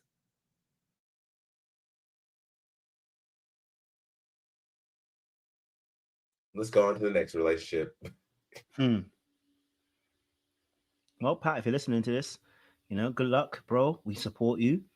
Okay. And Rhonda, I ain't trying to get no interviews. You suck. Now, jokes. I think, you just need to change the way you behave. You know what I mean? I'm only playing. I just think that you need to calm it down. Take your time, babe. Okay. All right. That man is not your punching bag. All right. Whatever man stressing you out in the past, Pat isn't the one that you need to be stressing out, babe. Slow it down. You were doing so well at one point. You reconsidered. You started having some self-awareness when Dr. Pia highlighted you. I thought you were on to a winner. And then you revert back into your old ways. You just, that part where you just got to make that choice of going to grow or regressing. You just went back into regression. And Pat, I know they say they can put you with a woman out here, but I'm sorry, Pat. The universe does very strange things. I'm gonna need you to get some boundaries now. Okay, all right. Yeah. All that chat about they can find the right kind of woman, he'll be okay. We always say that. Okay, get some better boundaries because it will show up later on. Okay, all right. If you need to pull up and skirt on a girl, put up and skirt on her. Then let them know. Put them boundaries up on her. Maybe your hands will be in handcuffs later on. You know what I mean? Arrest her a little bit now, be arrested later on. That's what I'm going to say to you, Pat. Okay? All right? You're looking at me like that, though, Sid. But the ladies be loving it when you can say to them, hey, babe, listen, you're going too far. You know what I mean? Rhonda might have at least put him in some handcuffs. You know what I'm saying? But my boy wasn't doing his job. All right, cool. Let's get on to the next one. I'm wondering, do we do stalker or do we do well, let's do you broke up with me this way. Okay. I wasn't happy. I don't think Megan was happy. I think whether we said yes or no at decision day, I think the eventual outcome would be the same. Wow. One of us respected the other, but it's not mutual. Oh, that lip is telling me what I need to know, baby girl. But if you weren't on national television, you'd have told him a new one. That boy was scared as heck. I'm glad he got out there. I just want to say I support men. I support them when they're in their difficult, dangerous times. This is one of those moments. Okay, that brother needs to be freed before he end up in jail. Okay, all right. So shout out to Derek, wherever you are. Hope you're enjoying your new relationship. Make sure you enjoy. Okay, do not go back to Megan. Okay, do not go back to Megan. Don't even sniff around that lady. Okay, don't even look at her. In fact, her mom, her dad, let it go. Don't message them, call them, nothing. Clean cut off. You saw Oprah? She said people are alienating parents and stuff. I need to do the exact same thing here. Okay, all right, fantastic. What's our thoughts on Megan and Derek? How do we see them? What's our thoughts? Because obviously it came to an end, a crashing end, and she felt like he did her dirty with the way he ended things. What did you guys and ladies think about it?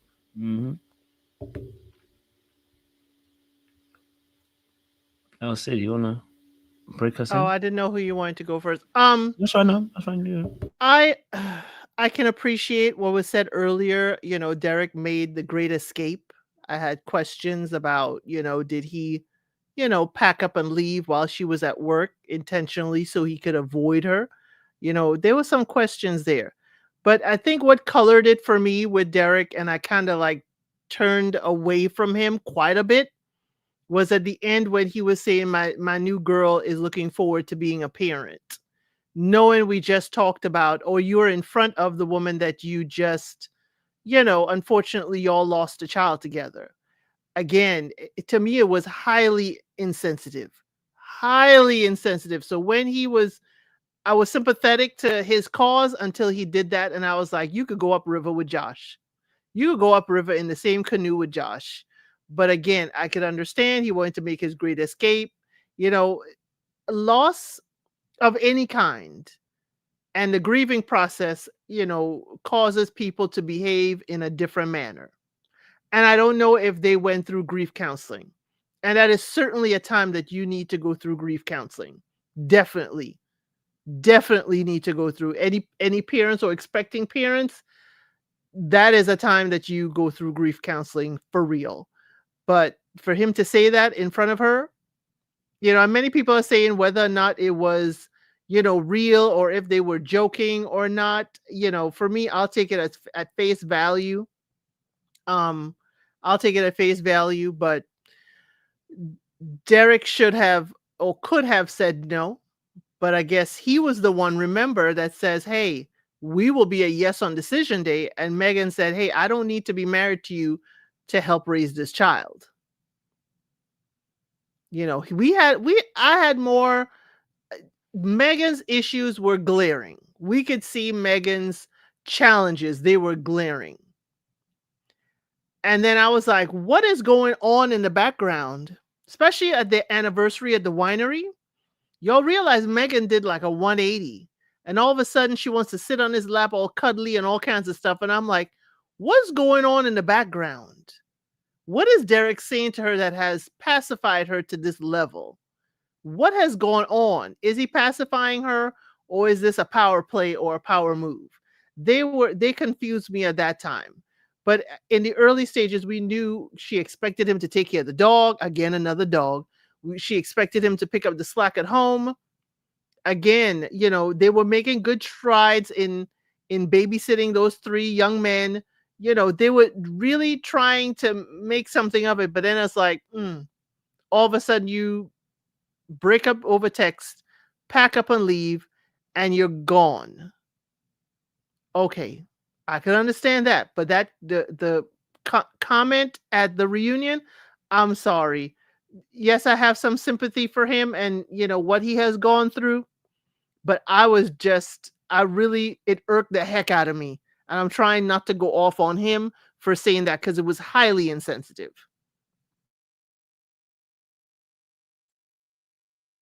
I agree with El Cid. I wish Derek had a really good escape route if he would have just coasted and not said anything about his current partner being excited about being a mom. Although it was not even being shrouded, it was a dig at Megan and her I guess disposition, because she didn't seem like she was very excited, and I'm pretty sure they probably had a lot of discussions about that behind closed doors. I think that Megan and Derek throughout the whole season, as I was watching it, basically filled two important roles that they wanted for their partner. They really should never have been on the show. Derek really just thinks that whoever he's involved with, he wants to be a family man. He thinks that being a family man or having a kid is going to force him or transition him into being this man that he wants to be. And he's somebody who needs these like life events, and that's probably why he's traveling and doing all this stuff. He needs these life events to kind of push him into growing and doing this stuff. And it's not just like automatic. He needs these things. And so in his mind, becoming a father is the next iteration, not being a great boyfriend or a great husband. It's becoming a father will propel him into this next level into his life.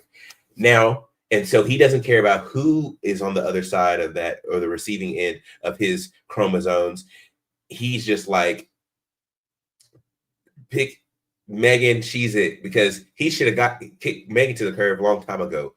If we're going to keep it a buck, Megan was on the same kind of time as Rhonda, but it is what it is. And Megan, she like it in this case with Derek, since they were pregnant and since he was trying to work towards a relationship and ultimately wanted to be a father, he was willing to make a lot of concessions, enough to where it fulfilled what Megan wanted, which was just somebody who was like an errand boy. She just wanted somebody who could fulfill these different chores and roles and different things like that. And that's why the relationship worked. And so that's why whenever they were pregnant, she was sitting on his lap. Everything was hunky-dory because they were going to play their roles. They were going to acquiesce to each other. And that was going to be it for the rest of the days. But then once the unfortunate miscarriage happened, then the cards came tumbling down. Derek should have went and left a long time ago, but he just wanted to be a father, and so that's what it is. And so I put a good point of blame on him. But at the reunion, he was being extremely petty, and he was good until he had that remark, especially since his now current partner is pregnant. But like I said, he wants to have he thinks that being a father is going to propel him into this new life and this new role, and it's not going to be that. He's probably going to be the type of person who's going to be unhappy and miserable and checking out in the marriage. And I hope not, but I'm just saying I think that he's jumping out of order. Like he's putting the duty of being a father, and I think that that's an important duty, and he's letting that supersede him being a great husband, a great boyfriend, a great husband, and all those things that lead up to that. And that's going to that's going to ensure that people aren't happy in the relationship, and they're just doing it for their own selfish motives. So a lot of blame on Derek, but Megan is insufferable. But so it is what it is.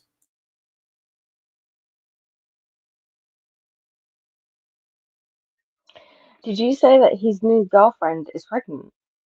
I thought she's excited. Yeah, I thought she was pregnant. That's why he said that she's excited about being a mom. I thought that maybe I misheard. No, I think he said that she's excited to be a mom. Okay. So I think maybe like it was still a dig, but like as in like she wants to have kids. Maybe they've talked about it. Yeah. But yeah, if she is pregnant, that's even more of a disrespectful thing to say. But yeah, my thing is Megan and Derek should have said no from decision day, because they were already having so many issues. Derek, I don't think Derek really liked her like that, and Megan didn't really like him like that. I think they just got used to having sex and being around each other, and they just kept it pushing. Very much like what you were saying, Easton, they got used to being in certain roles, and Derek acquiesced a lot during some of the fights and things they were having. And I think he kind of checked out quite early, but he decided to stay in there because, he wanted to have this thing work out. But I also feel like Derek pretty much was, from what I viewed, I think if Megan hadn't gotten pregnant, I think Derek would have just said no on decision day. I think he would have just been like, it's just not working. And very sort of self-sacrificing, but for no real reason, and not very emotionally connected to Megan, really. And Megan forced that man to say I love you, because Megan said I love you, and then I'm pretty sure she gave him a cold shoulder until he finally said it back. So the whole thing was just not working, and it's unfortunate what happened with Megan's baby. It's a horrible thing to have to lose a baby. I think the silver lining is now these two people who clearly weren't working no longer now have to be connected. But yeah, it's his comment on the reunion. For me, that was just like, yeah, any grace that you would have gotten is out the window. At the end of the day, Megan said it. You don't have to say yes just because I'm pregnant. She said it. And I know at the time we were all thinking, oh, but actually, really, truly, Megan had her head screwed on. She said, look, you don't actually have to be here if you don't want to be here. Like, I'm not. But also, I guess there's a lot of social things that are around that probably made him feel less inclined to say no. Kind of what Elsa had mentioned in the last episode about being concerned about if we don't work out, what's going to happen with custody, what's going to happen with me being able to see my kids, all those things. But I just think, I just think the way he broke up with her wasn't very tactful. At the end of the day, breakups are hard. Why make it harder? But if that's how you want to do it, that's how you want to do it. Is what it is. But then to come back on the show and just act very cold, very nonchalant to somebody who was pregnant with your child at one point, and then to say what you said, to a woman who was pregnant with a child at one point is wild to me. But then again, I think it just shows that someone like Derek, when he's emotionally disconnected, it's that's it, it's shut down. And to be fair, the reality is 95% of men are like that. Once they're emotionally disconnected from you, you might as well be on fire on the side of the street, pretty much, because it's shut down. So it's part of the breakup. It's not nice. It's not a nice thing to experience being on the end of that, but it's part of the breakup process. And I think they've dodged the bullet on. It's just unfortunate that it had to happen this way. I also think that that's why I kind of put a lot more blame on Derek, because I felt like this is his time, or he took this as a time to get his lick back on Megan. Because granted, we know how Megan treated him all season, and we knew that it wasn't going to work, and she was a pretty mean customer. But I didn't think that this was the time for him to, or I think that everything up until him saying about his now partner being excited about being a mom was good. I don't mind. I didn't mind him doing the little digs about, having how he had to do it or how he had to say it or anything like that. It was just once he took it past that line, I think that it was unneeded. And that's what made me a little bit anti-Derek. But I think that he just had been compressing all of the disrespect in Megan, just compressing it constantly, and then he just took it out on the reunion. And I don't think he should have gone that far. But they weren't going to work out. They were just going to have that kid. They were going to try to make it work. They were going to be miserable, and it was what it's going to be.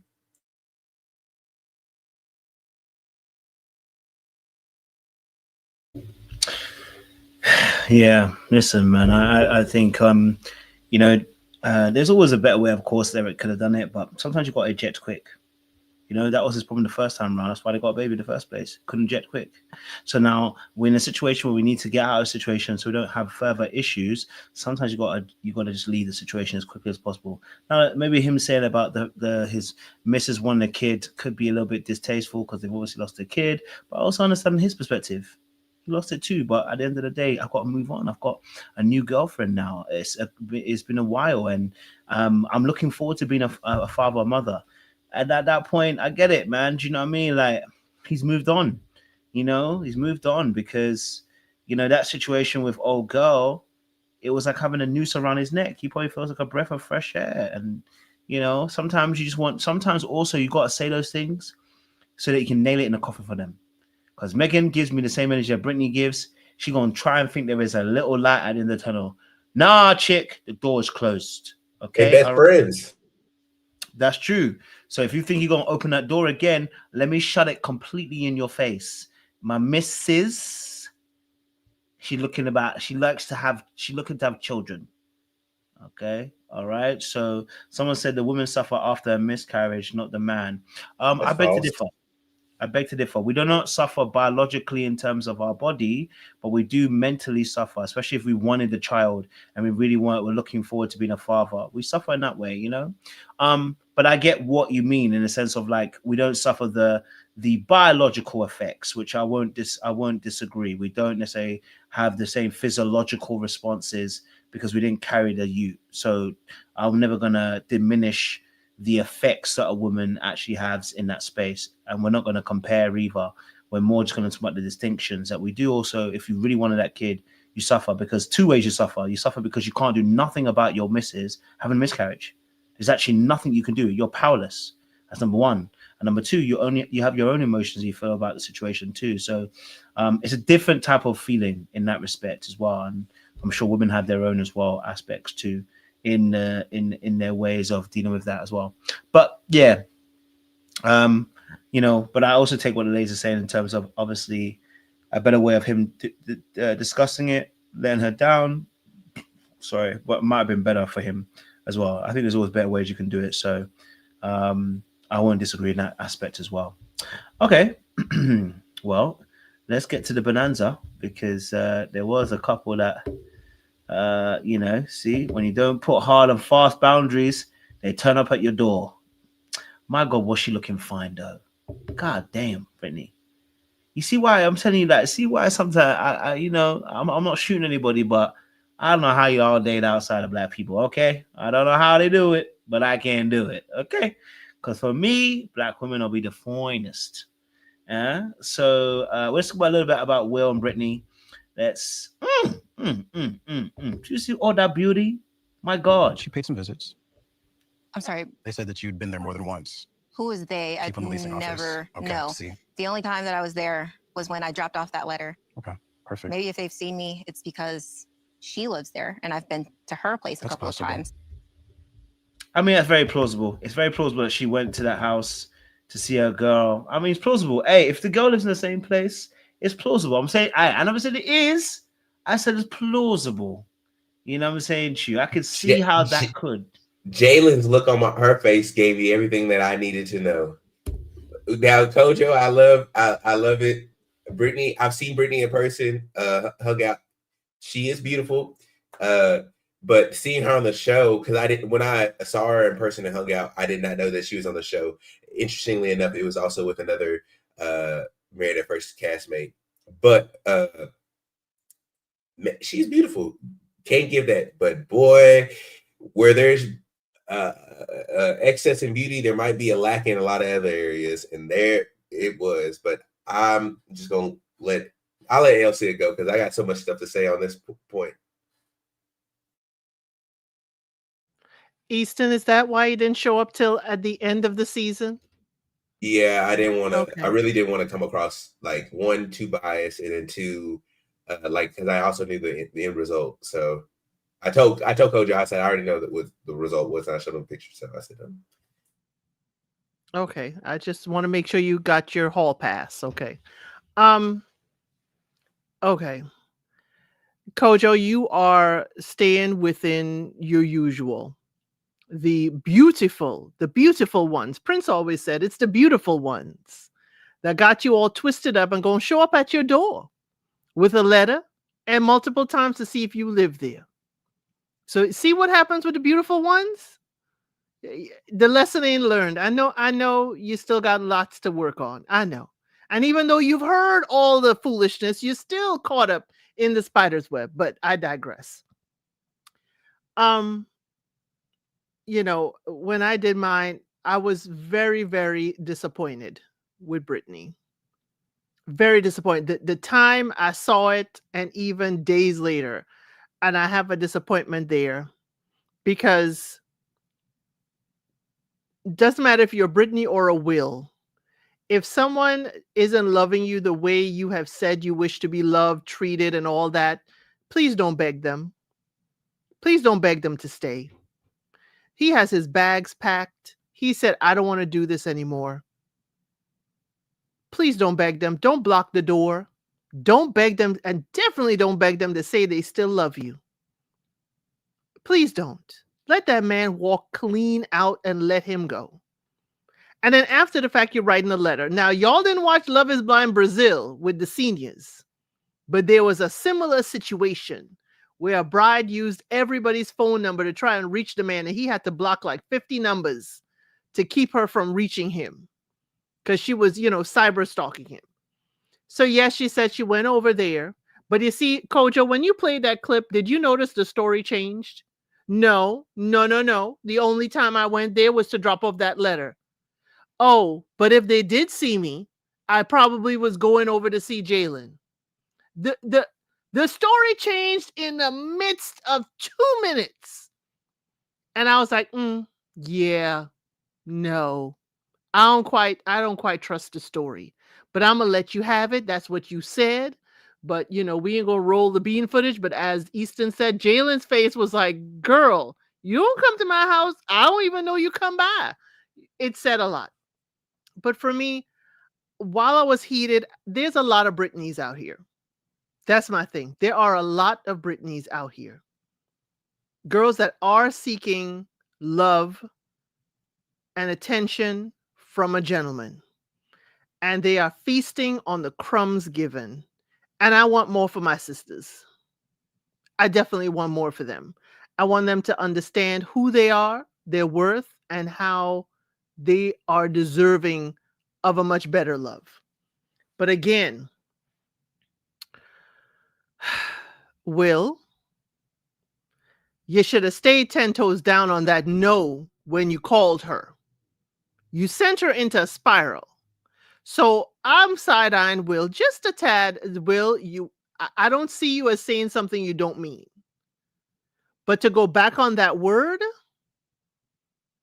I gotta look at you. And then to have her come on that couch begging him still, and then he walked off to process and come back after he had, shed a thug tear on the couch. Willie should have kept on moving. Willie should have kept on moving. This was not for you. You were extending yourself, you said, to try and be seen and heard and loved the way you wanted to be loved, and you were not showing up for her as she wanted. Again, why are we saying yes on decision day? Why are the experts pushing a yes after he done told them, I called and told Brittany I'm a no? To me, it's like Brittany's emotions were not being protected even in that moment by the experts. It was not. And I didn't hear them say, well, Will, how do you feel about this? Again, I saw a failing in there with the experts for me at that moment. Those two should have just called it quits and went away.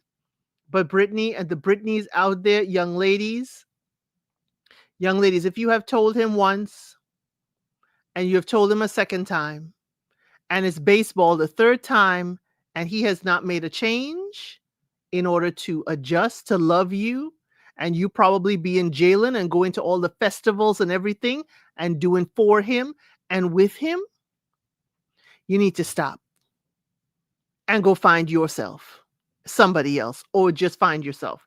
Now, I don't know if we're talking about that interview, Kojo. We mentioned in that interview? Yes, we need to, because it's pertinent information. The pertinent information from that interview, because if y'all don't know, Brittany had an interview with AD. We learned what the flip out was. And that if I had known that from the beginning, and I wish I'd known that from the beginning, I would have clocked it with Brittany early on. And at production, I wish you had left that in there and let us know exactly what it was. What it was, for those who did not see the interview, basically, how can I say delicately, his baby batter was, she accepted his baby batter, and after the fact flipped out at what they did. Okay. You mean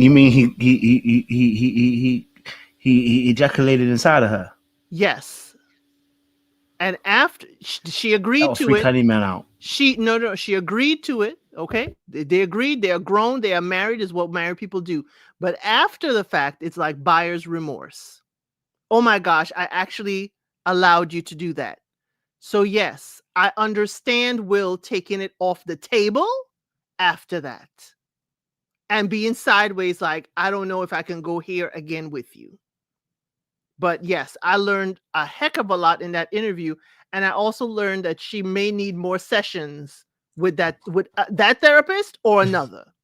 Because I don't hear growth. I hear what Will did. I have not heard how my sister has grown. I haven't heard it at all. But maybe when you break it down, Kojo, I can hear it better. To be honest, she looked like she still had a little bit of hope when she was talking about how they talked for a couple of hours at the bar and stuff. I said, baby girl, are you in Delulu land? Like, it looked like you still think that there's a little bit of hope for you and Will. How she talked about how she was attracted to him and all this other stuff. Look, my issue with Will is I give him a lion's share of the blame, mostly because he over intellectualizes most of his persona is him over intellectualizing things, and that it oftentimes puts him or makes him believe that he's the superior in all this stuff.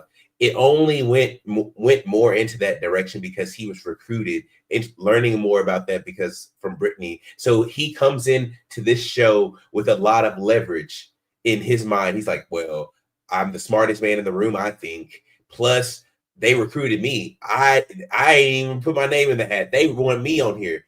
Then you got somebody who is immensely insecure, like Brittany. So it just bigged his head up. So I put a lion's share of the blame because he knew probably once they got back from the honeymoon from Panama that he wasn't feeling Brittany. I think that he gave it an honest shot, and the constant need for reassurance, the insecurities, the flipping out gave him the male ick.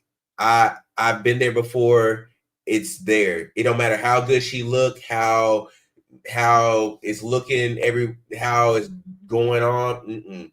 Once I feel that you're supremely insecure and it's a constant thing, oh, I got the male ick 10 times out of 10. That being said, he should have cut it off, but I'm sure there's production and wanting to make it to the end. And he even betrayed himself at decision day, which again, is your fault, bro.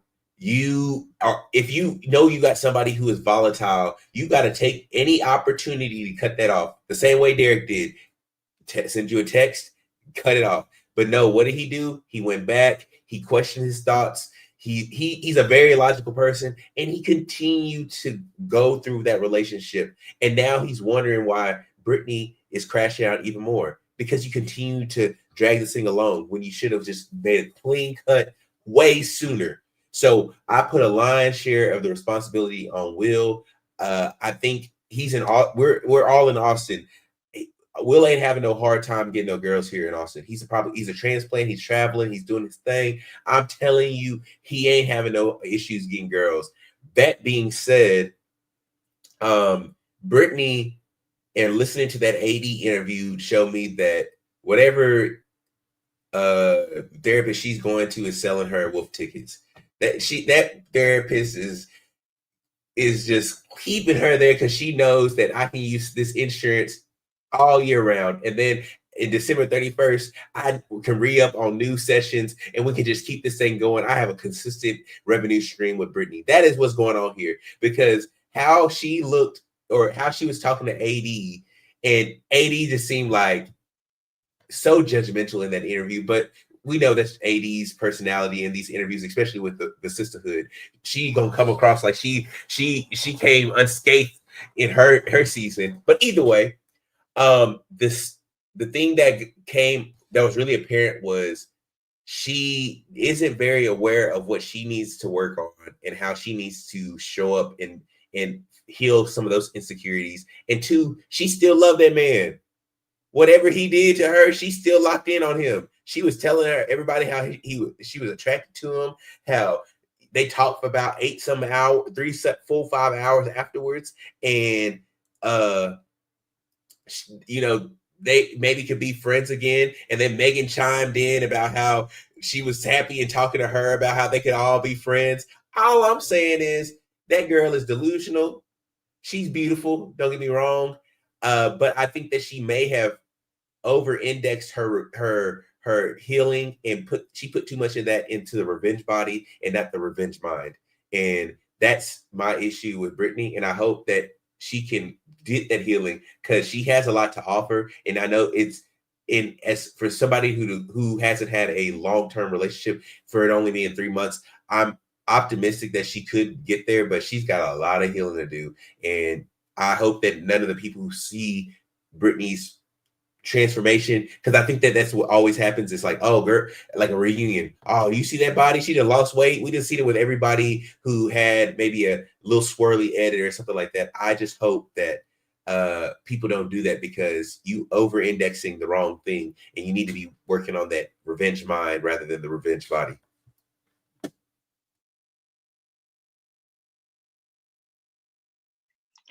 Yeah, I don't know, Brittany. Oi, oi, oi. This is why it's important to have some shame. This is why it's important to have a little bit of shame in you, because no way, no way, no how, no way Will you ever break up with me and then me write you a letter? That's wild. We can't. No. No. No. No. No. And why not? 4-page Because letter. I have shame. Me here. See me. I have shame. Thank you. Can never be me. What? And then deliver it to your house. Hand deliver. She's going that way anyway. She didn't even send it through a carrier pigeon. She What? walked that to his door. Ah. No, I'm sorry. The Nigerian in me. I literally felt my entire body just go woo, just woo. It's too much. She That's met the Austin assassin. You're gonna have to pipe down on that, Precious, because we saw about the Danish stuff with your Nigerian sister. So you're gonna have to pipe down on yeah, that. that one too. But see, you see what America does to my Nigerians. That's why I'm in the UK. Because in the UK, they can that would never run in the UK. In the UK, that would never run. Are you mad? Me write a 4-page letter and then go to your house and put it through your. Nah, stop. Have some shame. Have some decorum. Have some shame. What are we doing? Stop it.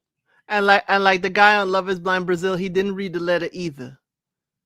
But then you go have drinks with him after the reunion. Okay. Like, no, that's what I'm saying. The embarrassment. This man sat up on the reunion and said, I didn't even read the letter. The embarrassment that I would have. I called yourself embarrassed. What? No, really? No, guys, are we deep in this? No. We need to deep this because I have been trying to deep this whole week. How? How did you get to this point, Brittany? Everybody is saying, Brittany's beautiful, and she is. She's a beautiful girl. But you see how pretty privilege won't get you everything, because there is no way that you were up here going to this man's house. You texted him insults. You insulted him through text. Then you wrote 4 pages. You sent it. You hand delivered it to his house, and then kept going there. Even so much so that the security guards, they recognized you and they snitched on you. Are we really deep in what's happening here? Well, we don't know if it was 4 pages. I just joked about it because the Leah song. But I'm assuming. Easton, regardless, even 1 page, it's embarrassment. What are we doing? What are we doing here? Brittany, I need you to wake up, my girl. Please. No, today, wake up. Because there's no way. There is absolutely no way. And then he had the effrontery. He had the audacity to say, I didn't even open the blood clot letter. I didn't even read it. Are you not embarrassed? No, but seriously. What? Anyways. Will, he checked out early. It was clear. He was not into it.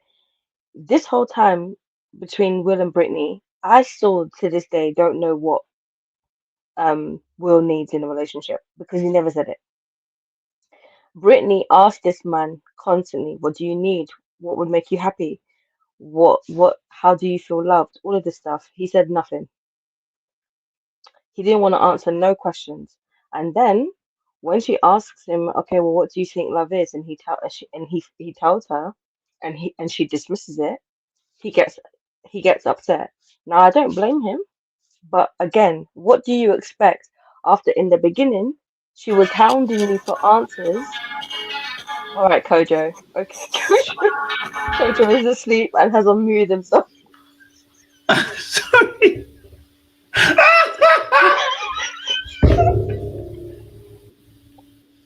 That boy needs some coffee. Embarrassed. That's what was going on. That was what was going on in Brittany's brain. That was what was going on in Brittany's brain the whole season. I'm so sorry. Hey. Kojo. What's up? How could you? How very could you? Anyways. Whoa. Continue. Sorry, my bad. But I'm just saying, right?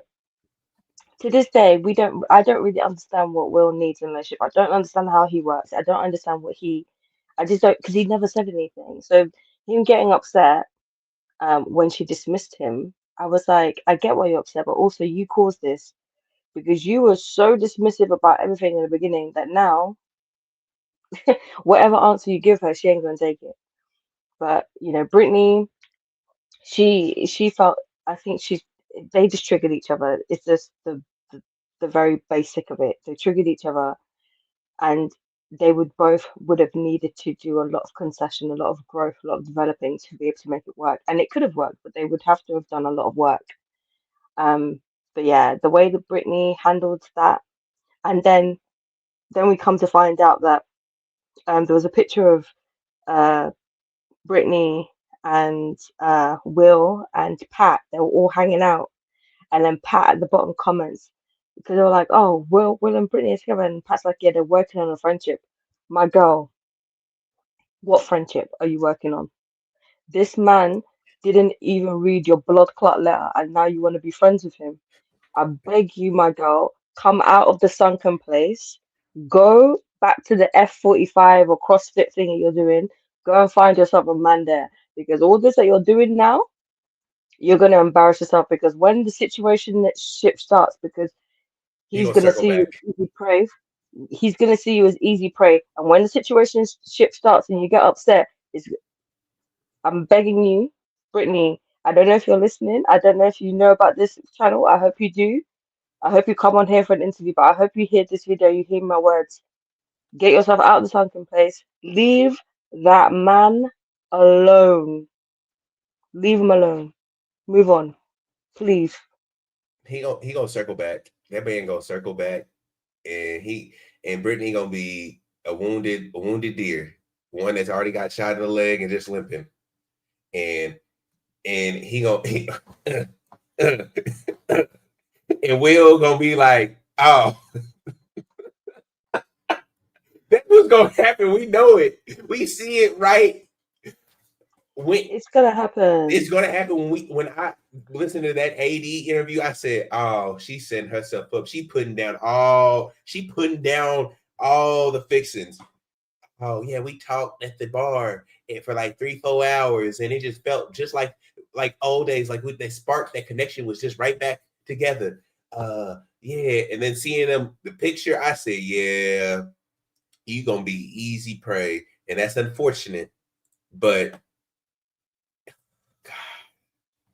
I just want better for Brittany because she I don't want to see nothing bad for my sisters, but Will is in that place where he knows I ain't saying that he's all that in a bag of chips. I'm just saying that he's somebody who knows his head has got inflated more than all the people call him Lego headed, or saying that he had a Lego shaped head on the Reddit boards and stuff like that. Because people were saying that was mean. I said, y'all can't just call him out his name because y'all don't like how he is not pressed about Brittany. But that being said, because he didn't need to be on the show and he got recruited, and then he got somebody who's already insecure, like Brittany, gassing him up, pleading for him on her knees, writing a 40-page letter.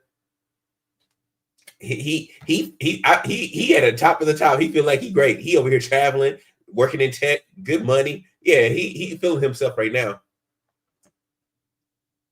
And that revenge body, he said, this is the 12-point deer I wanted last season. Let me go ahead and let it circle back. I'm gonna get it right now. That's what's gonna happen.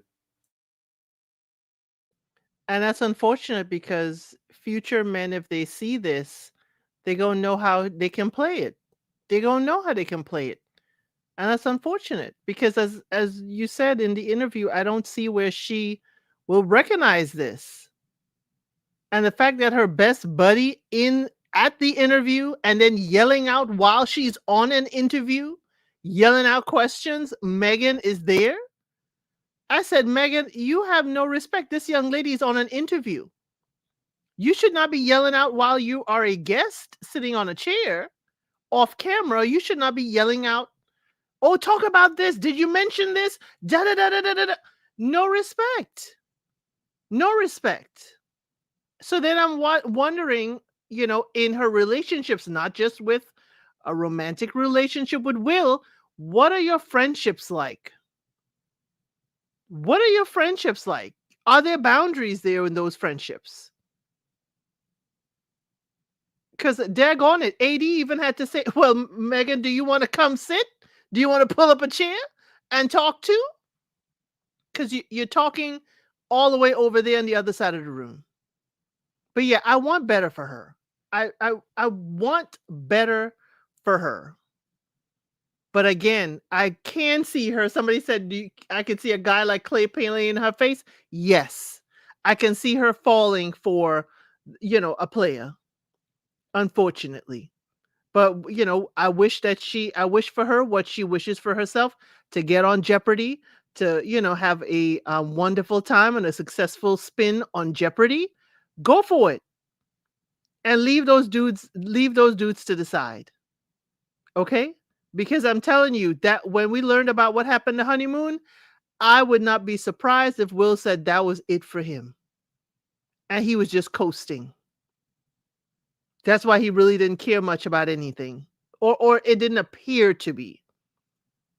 Again, that I was like, if it was flipped, I mean, if a man had flipped out, we would have, you know, been having the same conversation.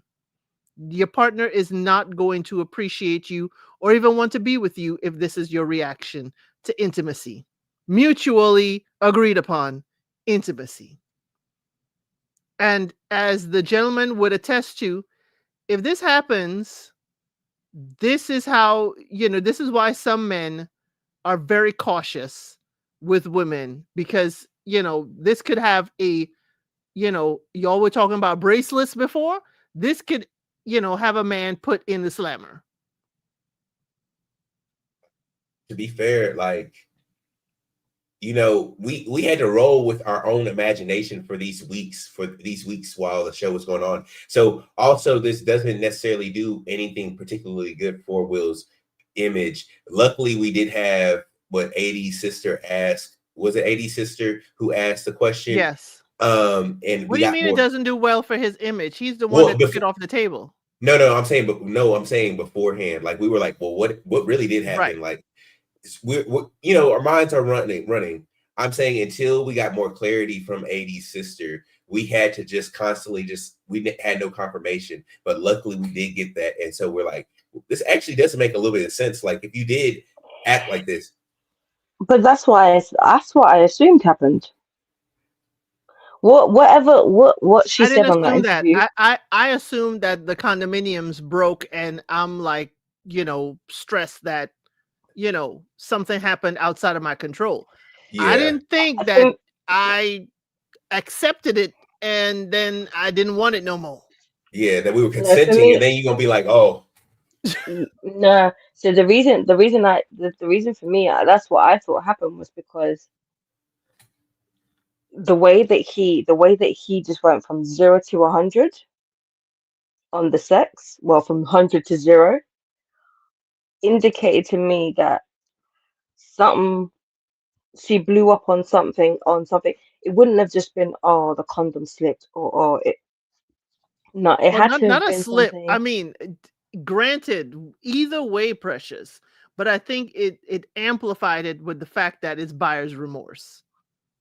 Yeah, but that's what I thought it was. That's what I always thought it was. I didn't think so. I always thought, because my thing is that it was a one-sided decision, and it was very clear that she freaked out. And then when she was saying, "Oh, you didn't reassure me," and he's looking at her like, well, that could also work with condominium break-in.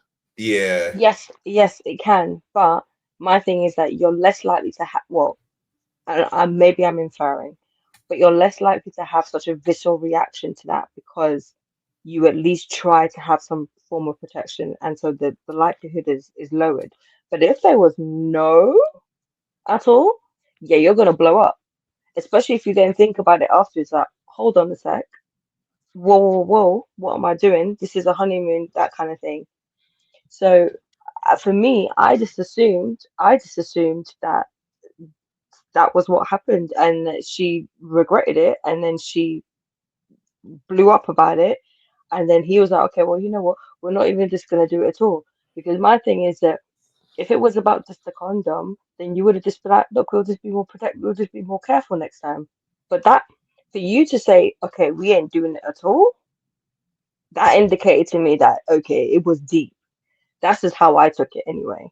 So, but I can definitely see, but I just took it that way because I was like, this is a very, very intense reaction to have about a condom slipping.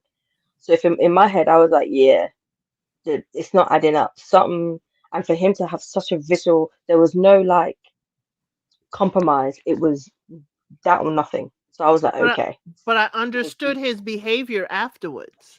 No, I I'm not understood. disagreeing. I'm not disagreeing with his After behavior. finding out what happened in the interview, that we Hmm. both consented to this, and then you Yeah, flipped 100%. out on me. Now I Yeah. understand why he distanced himself. He's not going to run after her. He's not going to do. He's like, wait a minute. We sat as adults and agreed to this, and now you're flipping on me, and I got to calm you down, and I got to do all Yeah. this extra. No. No, I agree. But we said that. But we said that in the beginning, though, because remember, I was like, "Look, I understand if something like that has happened between you and your partner, especially as a man with a woman. I understand why you're gonna retreat all the way back and say, you know what, we're not gonna do this, especially because I don't know you. I met you a few days ago. I don't know you. It's not like we've been talking 2, 3, 4 months. I do not know you. We've done this physical thing. It's blown up in our face because something's happened. I'm not trying to get involved in this right now because it's too much, and there's always a risk because I don't know you. It's a tricky area. There's there's a lot of conversations about consent. All this. It's just it's a minefield. I'm not gonna go there. I'm gonna circle it back. So even from when we didn't know all the full details, I was not surprised that he had that kind of reaction. I was just more surprised that it was such a it was such a black and white reaction. It wasn't like a, oh, why don't we just take our time? Why don't we slow it down? Why don't we give it some time? We can try again another time. It was a, no, we ain't doing it at all. Do So you I was see like, how cool. And Brittany then acts? she flipped and said, "Oh, you don't want me anymore." Yeah, Exactly. I did. To me, she to me, Brittany, if something like that did happen, I just don't see how Brittany's response would make me even want to kind of consider it, especially since I don't have any skin in the game with you, as we're just now at the beginning, and then two, like we're both consenting adults on this. Like, what's going on here? Like, not only am I thinking about this from a child perspective, like this could also result in a child coming out of this. But is there going to be some type of allegations, or are you going to this could easily snowball into a far more severe and reputation damning allegation based off of how you may have flipped out? And I don't mind Will, probably his whole life flashed in front of his eyes in that moment. He's like, hey, let's just I take think this off the table. no, I agree. I think it's but I think for me it's a very tricky place because the reality of the situation is after something has happened, she'd had a moment where she regretted the situation happening. Now it's tricky because we don't know what led up to that whole thing happening, right? Granted, yes, they've both agreed, but from what we can see of Brittany, her processing of making decisions isn't completely secure in how she's actually feeling, and she comes across as somebody who may engage in appeasing somebody or wanting to do something to have something done. And I think we also have to give grace to giving somebody the space to be able to change their mind after the fact, like, oh, actually, I'm not actually comfortable with this.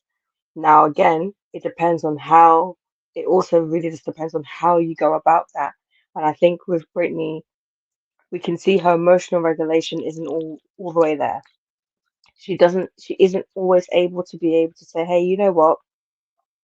I know I agreed to doing this, but I guess it kind of is all it's all hit me that actually we don't know each other very well, and there's a risk of pregnancy, and I want to continue being intimate with you, but maybe next time we should use a condom. See, communicating that would have meant that he doesn't feel like rejected or feel like it's a big His freedom is in jeopardy. No, but yeah, that's it's become this we're whole thing. misremembering. Not to cut you off, No, but we're misremembering this because originally she wanted to feel that he didn't regret doing that with her. That was how it first started.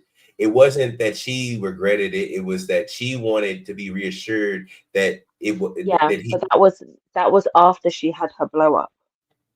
So when they were talking in the bed for the cameras, that was after she'd already had her very visceral reaction that had put Will off, because Will had then said, "Hey, you know what? Let's just take it off the table completely." And that's when they were talking with each other in front of the camera. That conversation of taking it off the table completely had already been broached. And then she was like, "Well, I want you to kind of reassure me. I don't want you to regret it. I don't want you to regret it." That was where it was coming from. But that's what I'm saying is that how she communicated how she felt was what, as you guys have rightly mentioned, was what made Will retreat. If she had said, "Hey, look, this is how I'm feeling. I'm not trying to do," maybe there would have been a different reaction. But regardless, it was just a mess. It was a mess, and I think there's an element of one side. Yes, I do feel like Will didn't do a great job at reassuring her, but there's also another side of Brittany's emotional regulation is not very good. And I think she makes decisions based off emotions on the time. And I think that's why what happened at the end happened. It's because decisions were being made off emotions rather than really being able to check in with herself. You see somebody that clearly is very anxious. And I think her ability to check in with herself to say, "Hey, actually, is this what I really want? Is this a good idea?" is not quite there. And situations like this then happen. Um, so it's an unfortunate, it's just a really unfortunate situation. And I think from that point on, they were kind of DOA. They were dead on arrival, really and truly. So Because I would tell you, y'all may dislike me for this, but I would have played it. I would have played the rest of the show like Will, but I would have stayed with the no. I would have stayed with the no. Mm-hmm. I would have done you at least again, you may not see it as a courtesy, but I would have done you the courtesy of letting you crash out at the apartment, and have your moment, and then you come to the couch knowing I'm a no. I wouldn't have stayed and given you any kind of hope. But I would have played like Will. I ain't trying to feed you emotions. I'm not trying to feed you I love you. I'm not trying to feed you anything else, because that right there would have been completely done for me. But then that's me. That's me. And y'all, I know it's an unpopular opinion. No, I agree. I would have done the same thing.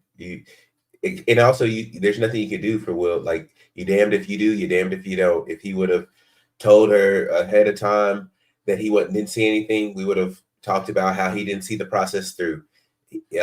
He just betrayed himself at the decision day. But good thing he took that trip, and then when he came back, he told her what the business was, because I didn't see anything good coming from that. you know what? I disagree. I don't think he would have been damned if he did, damned if you don't. I think if Will had gone to decision day and said no, I think people would have understood. There's always the reality is, guys, there's always going to be people who are always going to defend Britney because they see themselves within Britney. There were always going to be people who were going to ride for her. But I think on hindsight, especially after the reunion, I think a lot of people, especially on hindsight, would have been like, you know what, Will did the right thing by saying no. My only issue with Will saying no was how he said no. You calling her hours before decision day is wild. Just get to this to the sofa and say no. And I think also part of it was you know, I remember she mentioned saying that she was going into decision day feeling very much like it was going to be a yes, because Will had led her to believe that. Now we can argue and say that could have been Brittany thinking that Will was leading her, or Will could have been letting her believe that. So I think he should have just been more upfront and honest as it was coming closer to decision day. But I think he could have definitely gone. I think they had enough problems that if he had gone up on there and said no, nobody would have really been surprised, and he would have at least done the whole process. But regardless, they clearly do not work with each other.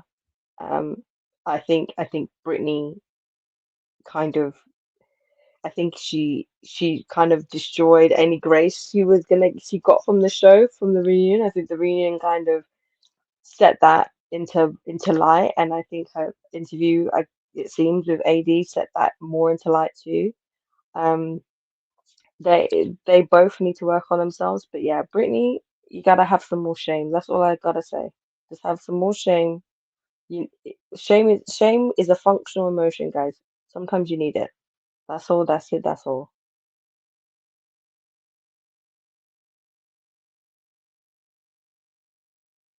Easton's face. Why does Easton? I'm just thinking, because I just thought about, I'm just thinking about, like, there's nothing Will could have done. Like, in regards to, like, if he would have cut this thing off earlier, the only thing I feel like I fault him for is that he just didn't say no and held on to his no. I hate that he didn't stand 10 toes down and say no. Brother, you caused yourself a lot more hurt, harm, and danger, because Brittany would, when you dealing with a stage 5 clinger, the only thing you can do is cut off all communication. Make the decision swift and strong. You can't give them any ounce of hope, because if you do, she gonna pull up. You see what Brittany did. Precious, have you watched that AD interview? Watch it. She lit up when Megan and them were talking. Elsie, I said, yeah, we got a stage 5 clinger. She sees hope that, oh, I done got my body. Because this is also another thing that a lot of people do, is that maybe there's some rejection, and so the revenge body is so they can get the person back, or so they can make them feel like they miss it. So now she, in her mind, is like, oh, he giving me a little bit of attention. He might try to talk to me. He ain't talked to me in a year and a half. But I done lost this 30 pounds. I done did all the stuff I needed to do. I done got him back, because she really does want him back. And they're water and oil. That just... Because Easton, you noticed that when AD asked, are you going to do another dating reality show? She wasn't for that. Yeah. She wasn't for doing another, and AD had to be like, I found my man there. She said the challenge, right? It's like, that ain't no romance. To be fair, I don't blame her. If I was Brittany, I wouldn't go on another TV show. Don't do that to yourself. No, she wanted to. She wanted to, not dating. Not a dating show. She wants Will. That's the thing that's in the line that's in the sand, and nobody's gonna talk about. She really wants Will. She talked about how attractive. Again, if she thinks that if she fancies the guy, I ain't knocking it. All I'm saying is how she spoke so adamantly, and this is also before we see everything. So this is, I think, the 3rd week, like episode 7, 8, and 9, or whatever it is on the show. That's when she was recording with AD. It just seemed like when she met up with Will, she got right back in sync. And I know Will is like most guys, and he gonna let that revenge body get him back in a whole nother set of mess that he don't want to. And just test drive the revenge bot and keep it pushing. I don't think her body's a revenge body, though. Absolutely, it is. What you talking about? No. Do you know why I say that? Was because you have to remember. I think before Brittany came on the show, I think she was probably like overweight, because she said she had been started going to the gym 6 days a week, even when she was on the show, and she clearly had lost quite a bit of weight, and I think she just carried it on. I think especially after, I think she also kept in mind that it was going to be this was going to be shown on TV, and I think she just continued working out. We see this every Because time with every show. Every That season. every no, season, I one of do. them, I one or two come agree. back. No, I agree, but I think it's because, the reason I disagree a little bit is because she'd already started the excessive working out before she'd met Will. I'm speaking just from when I've seen her twice. I've seen her at the gym, and I've seen her at a social event, and it was just a couple of us. She looks, and I'm not trying to. She looks small. She definitely looks smaller going on to the, and it was only a couple of months before they filmed the reunion. She looks significantly less now than she did when I saw her, and I would say it was probably around 3-4 months before they filmed the reunion. I'm saying that whatever she knew that was gonna be her time to see her man Will, and she said, "Let me whip this thing into shape. Let's get this thing into shape, and we gonna make it rock." Look. I know the revenge bride play. It's a tale as old as No, time. of course I do, but I guess this is because I know that like even when she came on the show, she clearly had lost quite a lot of weight. So, it wasn't a situation where like you could tell in her body that she'd lost a significant Precious amount of is weight doing before even coming on the semantics, show. saying she been on this journey. She ain't just do it after the show. No, I I'm not understand. saying that she didn't get an extra kick 3 months before. Hey, maybe she used a bit of Ozempic, we don't know. But I'm just saying that it's not like, say, she just decided today I'm just going to start going to the gym. She's already been going to the gym, but obviously knowing that she was going to see Will maybe gave her an extra kick, an extra boost to make sure she looked how she wanted to look for him. Understood. The thing is, why, again, and it's a me issue. Again, I don't understand the whole spin in the block. I don't understand going back for more. When something is done, it's done. And the fact that he has, and as she said, he was so cold. He was so mean when he ended things. Why are you trying to get back there? And the only plausible thing I could say is you're trying to get back there so you can dump him. Okay, this time around. But again, why are we going back? No, I think she likes him. She I likes think that she really man. loves. And Yeah, here, I think she just loves him. let me ask you this, Easton. Why is Brittany behaving like Will is the highest hitter she can get? Because that's how she's acting. Because maybe he's the highest hitter she has gotten. I think it's the combination that she hasn't You don't had know. You don't know. a relationship out of past 3 months. Plus, Austin isn't a lot. There isn't a lot of black guys in Austin, especially black guys that are like moving and grooving tech. Like, there's just not a lot of black guys in Austin in general. And just from my purview, I think that she deals with a common thing that I see a lot of my more chocolate, darker hued sisters when they deal with the light-skinned brother is that they kind of pedestalize the light-skinned dude a little bit more. In just my purview, not all across the board, but I'm just saying that I think that she pedestalized Will because he's smart, he's in tech, he's doing well for himself, he's probably making really good 6 figures. She there's not a lot of black guys in Austin, and if there are, they're all kind of rolling the same circles, and they're transplants. I ain't gonna lie to y'all, a lot of the black dudes here, they don't necessarily always date. They're we're kind of like a dime a dozen, and so we're not always. As in dating black girls. Yeah, I don't think everybody's transplants in Austin. Like, if you're in Houston and Dallas, you got black people galore, but in Austin, there's not that many black people, and it's also the tech hub in Texas. So everybody, for the most part, you can confirm that people are making 6 figures. You can ask them where they live in town. They're making a pretty good they might live in a nice place, but everybody's transplants, so there's just not a lot of black folks. So that's the thing. I'm a bit. I don't know what the word is, but okay. So Brittany loves wrestling, right? She's a big wrestling fan, and I feel her. I feel her because her WWE, I love it. However, when I was looking at her Instagram and she posted a video of her like getting dressed up. I think it was the night she went to go meet Pat and Will. And in the corner, she has like a signed Randy Orton poster and like all of this stuff. So I was like, are we sure that Britney likes black guys? Or is it just a wrestling thing? Because if she's in Austin and it's already like a scarcity, are we sure she's dating black men?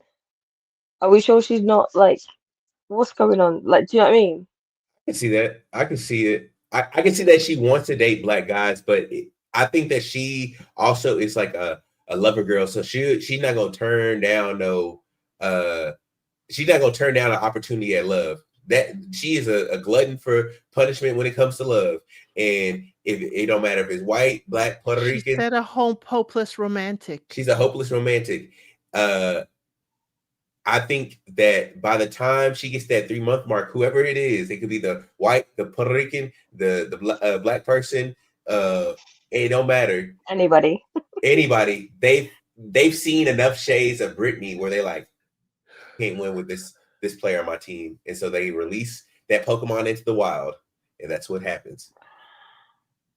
Yeah, I just hope that Britney's able to find a more secure attachment moving on, and I think that will help her find a relationship that she's looking for and find the love that she's looking for.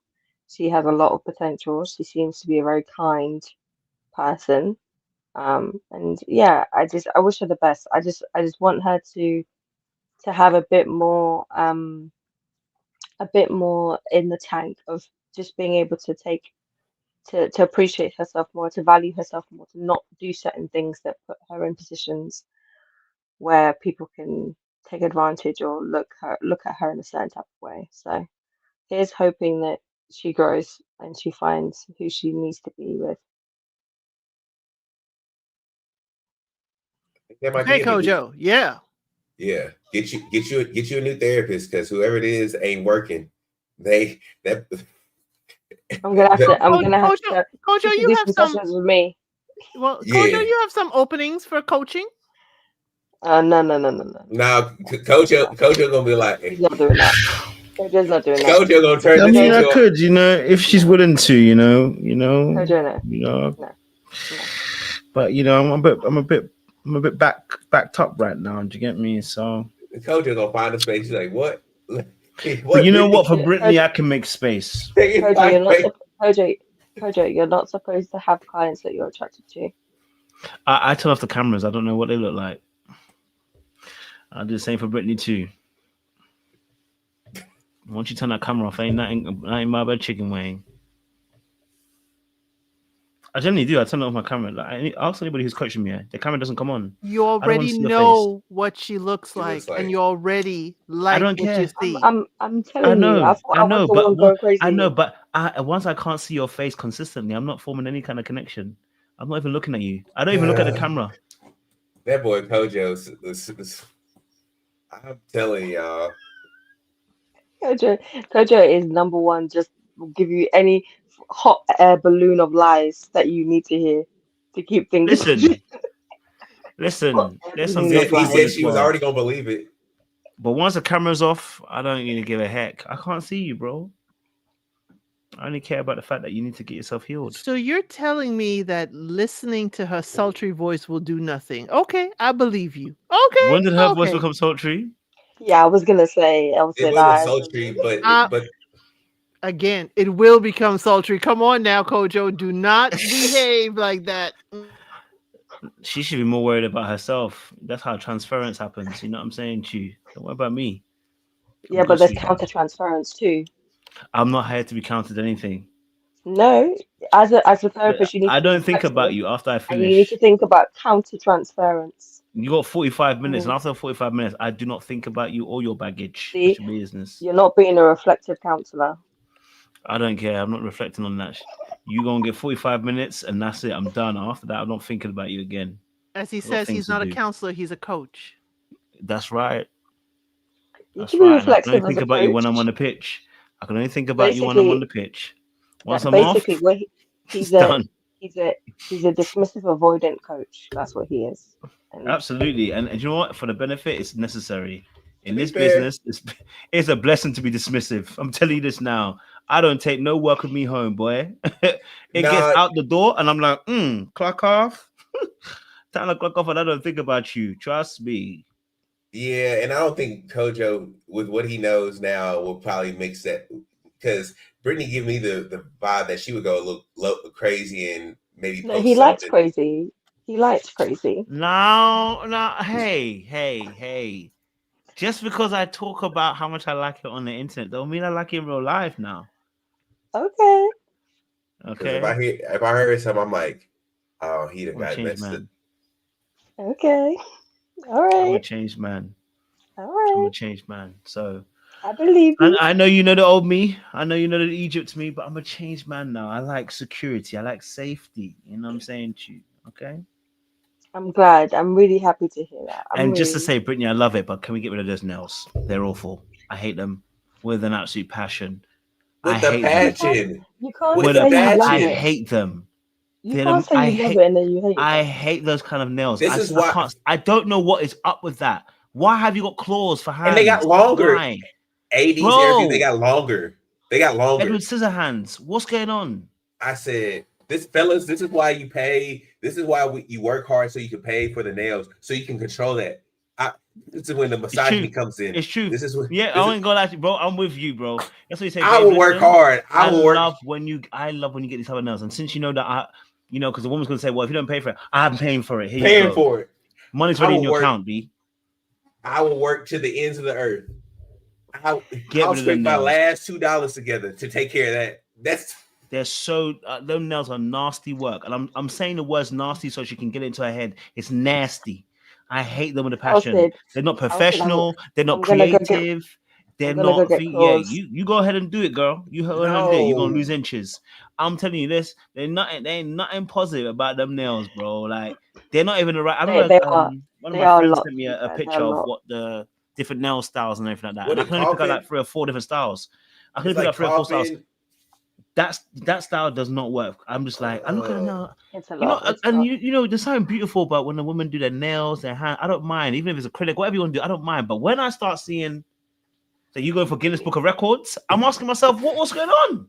Somebody in the chat said they don't fit her personality. She's too boring for those nails. But even if she wasn't boring, I hate them nails. Breathe. It's not even ghetto. At that point, it's not even ghetto. At that point, it's just like, let's not. This is for the those nails are for creative show. When you're trying to, you've gone to a nail exhibition and you're trying to show us what different kind of nails you can do at Expo.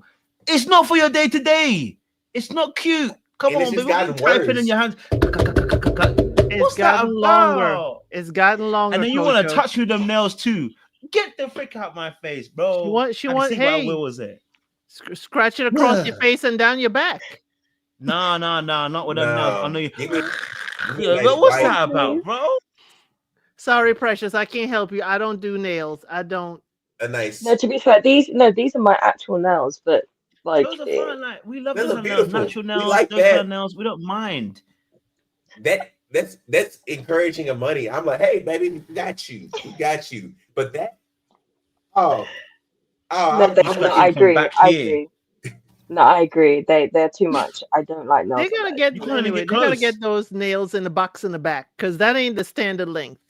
Mm-hmm. She, like when they put the tips on and then they cut it. She just doesn't cut it. She just. I love Britney, but those nails. Oh my god! I was like, but I think did she get rid of it in AD's one? She no, it's longer. Oh, it's like she added another inch, and I'm like. Like she said, since everybody had so much to say, let's make it more extravagant. She's not getting it. We're not trying to do it so we don't like you. What we're saying is, babe, it's just not. You know what I mean? That's why you need shame and bullying back, because it's okay to be normal. Shame is crazy. Not bullying. Not you bullying. need shame and bullying, and maybe I'm going a little bit on the deep end, so I'm gonna interject on that. That's why you need a little shame and bullying. Just put this, into perspective. Ladies, if you have these extensions and long, Y'all, the men ain't want to see those hands handling them. If you catch my drift. Especially if you're in Austin and you're in the tech, like I can imagine the kind of men that won't be finding those kind of nails. I'm looking at you crazy. I'm looking at you crazy. I'm like, you got to be working like you definitely not in office, or you might be They said she's an HR executive. Yeah, she's in HR.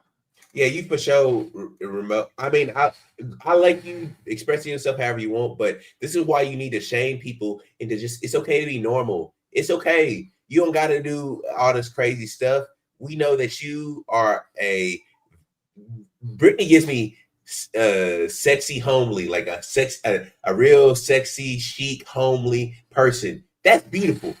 You ain't got to have them nails. But again, that's on you. This is the way she wishes to artistically express herself. And that's just not for you. That's okay. Just like Will likes to have, Will has the pearls that he's wearing and the lace shirt. That's not for many women. That's how he wishes to express himself. And we see Will, what's and we bully Will. We see what's happened to Will. And we say Will, that dangly. Huh? What? I said we see what's happened to Will. He's back on that market again. Yeah? You want to be picky, you want to be all that stuff, you back on the market again. Yeah. He wants to be on the market. I don't think that man wants to be in a relationship, my guy. And he gonna continue spinning that spinster wheel until he gets that right. I'm just gonna tell you the truth. Men can afford to do that though. So no, they can't. I'm gonna tell you straight. Listen, it's a lie we've been told. It's not the sides. truth. Both sides lie. We get lonely. The good girls gone. The bad. Trust me. All the good girls gone because you wanted to have a dangling earring. Because you want to have a lace shirt. All the baddies gone. All the smart, educated women gone. They done married Mr. Suit and Tie with the turtleneck. Apparently not in Austin. He could still get something in Austin. Everybody, I would say people in Austin definitely are into like I don't know if these people are ready for a serious relationship. These are all people who are transplanted in here. But yeah, that shirt, that earring is gonna prevent you from finding your wife, my boy. I'm trying to help you out. The necklace. The pearl necklace is hurting you, boy. Pearl chokers were guts to go, man. That was nuts work, bro. Nuts work, bro. But just hey, like that's I think Migos. That that's the rappers. nails. That's the rappers, and then that's the style. I'm sorry, just like I said about Britney's nails, them pearls need to leave now. For 10 years, Migos and them wear the pearls. Come on, Precious. He partnered the pearls with a pink shirt. That's what confused me. See, I started asking questions. Maybe that's why. I'm sorry. I started asking some serious questions at that point. I started saying, "Sir." I ain't gonna go that far because I know there are people who do that, but it's like you trying to like peacock, like you trying to like show your feathers. He trying to do like a Prince thing, and and I'm like, brother, you got but that's not how you do it. Now, wait, so see now, so those things that he's wearing, what's his name? Will is too boring for those kinds of outfits. And she's too boring for the nails. They were a perfect match if they were normal in the head. If they were normal in the head and they had all them the little accessories gone, they would have been a perfect match. But didn't Maps Denver show us that, the husband, was it Michael? He was wearing pearls and she was completely getting the ick. Well, what's her name? Brittany was fine with it. So yeah, Brittany was fine with it. Happy for anything. She was happy. I don't think Will liked her nails. Right. Most men wouldn't, and they won't tell you. I'm just gonna mentally check you off my list. Oh, we can't win with you. You're not on my Pokemon roster. You're not on my team. We can't win with you in the Elite Four. We can't do that. If I tell you now, I'm now suddenly a controlling, overbearing man who just wants to be misogynistic, and I'm not got the time. I'll just leave you to it. Yeah, but you'll be telling her what colors she should be wearing. No, I don't know colors. Colors I don't really mind. I'm just saying that things like that, nails wise, just doesn't make sense. You know what I'm saying to you? Or a bad wig. I'm gonna tell you, listen, darling. That's fair. I see the track. But you don't like wigs. You don't I like don't. wigs? I actually don't like wigs. I don't. I'm a natural person. I like the natural. I like no makeup. You know, I don't like no makeup. I like the no wigs. And it's not the wigs. I don't like wigs that are Eurocentric. Right. I think if it's another conversation for another day, but Yes. they did a number on us. You know what I'm Yes. saying to you? It's very hard Yeah, to have the Oh, you want conversation with people. you the want platinum you wig, want the yaki wig. the platinum wig on the black woman. I I don't don't Kojo mind like. a wig. No, I don't Kojo mind wants the you. yaki I don't mind wigs, you the playing. I don't curly mind you wigs, playing the around. afro But wigs. it's like the consistent push towards that being the standard is what's frustrating. Like a straight bust down. It's like, oh my god, that's the most. It's like, nah, you don't realize the colonizer has done a great job on us.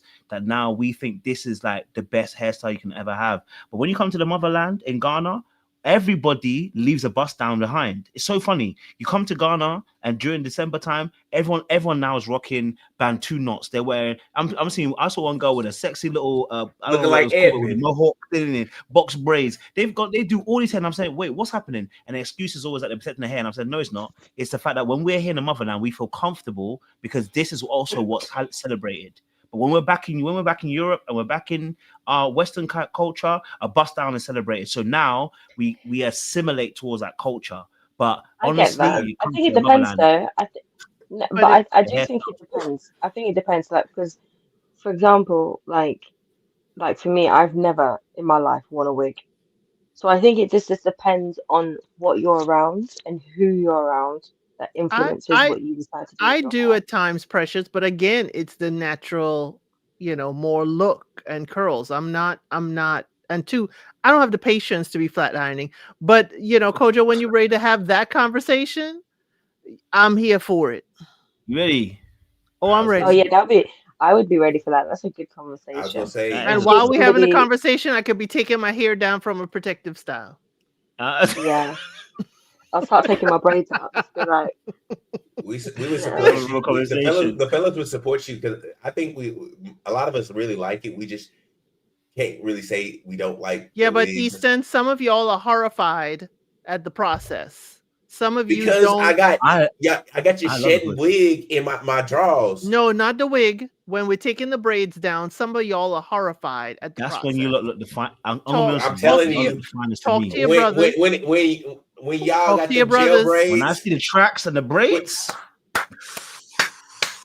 Talk that's to when your I'm thinking you the brothers. finest. They're looking like not. Tasha for power. I agree. There's a lot of brothers who are not like that though, but there's a lot of us brothers who really love you in your natural state. I'm And then telling as you. soon as we say we love you in a natural state, not you, there's a lot of women that we're like, that's because y'all are insecure. You don't want us at our best. But you don't wear makeup for us. You wear it for your other women. You're not competing for us. You're not no, wearing it for me. You're wearing it for other no, women. So when I say I I don't think like makeup, you're right. I don't like makeup because you're not wearing it for me. You're wearing it for other gal. So what am I no, gonna do? She no, waited no. for I want to herself see your I too. think natural state.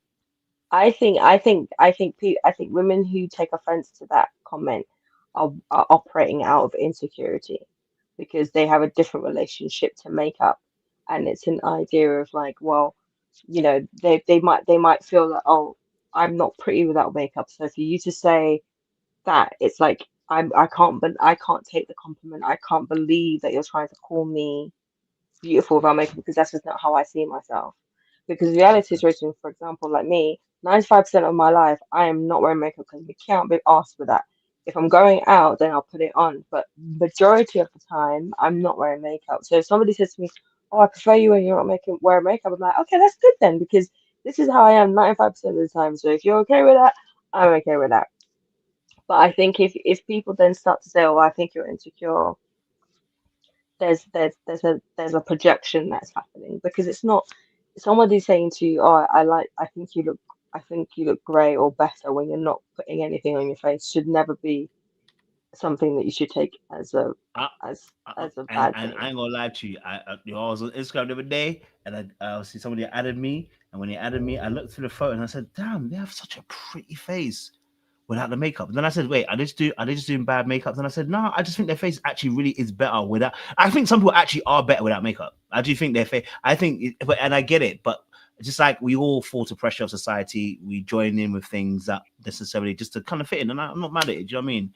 But some people generally do look better like without makeup. It's like your face is fine without makeup. You have a beautiful composition to it. You know what I mean? Like, feel me, precious. Thanks.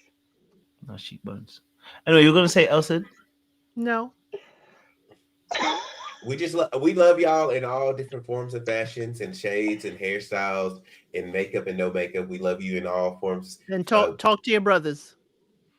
We talking to them. We talking to them. We talking to them. You know what I'm saying to you? We talking to them. That's a non-subtle cue to bring back your men's panel. Talk to your brothers. They're gonna be okay. There's a great renaissance happening. There, I think. Isn't there more men that are looking for marriage? That's looking for marriage, and there are women. Like, this is a great renaissance is happening. The man is, we're leaving Egypt and we're coming back home, y'all. Hey, and we gotta take the scraps. We gotta take the scraps and put it back together. We was in Lodabar. We trying to get back. I'm all for men leaving Egypt. I am. I feel like we should all be in a more secure place. Yeah, but I need you to come. Precious. I need them to detour before they come right back from Egypt. Go wash in the Nile before you come back. Okay? Yeah, that's with the alligators. That's if you survive, then you are worthy. If you survive, you are worthy for your lineage to continue. I'm coming out limping. I'm over here like Ricky in the Wild. That is too funny. Like a wounded animal. Let me put on the Kojo voice. Well, everybody, we're at the 3-hour mark. We are actually at 3-hour mark. Honestly, we are. And it is time. So listen, ladies and gentlemen, it's been a wonderful experience. We thank you for joining us for 3 hours of Married at First Sight. I know I think they're going to release Married at First Sight next season already, before the end of the year. So, or is it next year they're doing it? Is it January?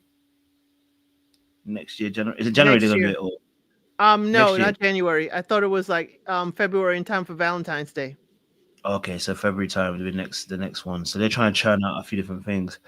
But yeah, it's been good.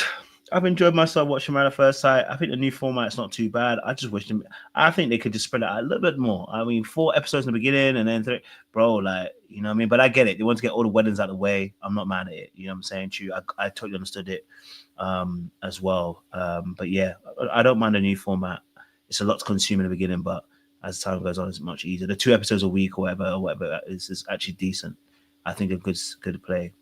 But hey, listen, time is up. And audience, thank you so much. I appreciate y'all. We'll be back Saturday for Ready to Love, the next episode, and break it down. It looks spicy, I can't lie. People out here cooking Jamaican food for people. You know what I'm saying to you? Showing other competitors who they definitely have chosen. I think she overplayed her hand a little bit. You know what I'm saying to you? I think she overplayed her hand a little bit now, if I'm talking about dark arts. But she may be able to rein it in. If Devon's too far invested and doesn't have good boundaries, she may be able to rope him in and tell him, you know, sweeten him up with a little beard stroke. You know what I'm saying to you? But, you know, once she get you there, the siren gonna get you. But listen, my time is up. I appreciate you guys. Stay locked, stay loaded. We'll see you again soon for another enthralling Married at First Sight experience. Ta-ra, ta-ra. Good night. Little black, you know what time it is.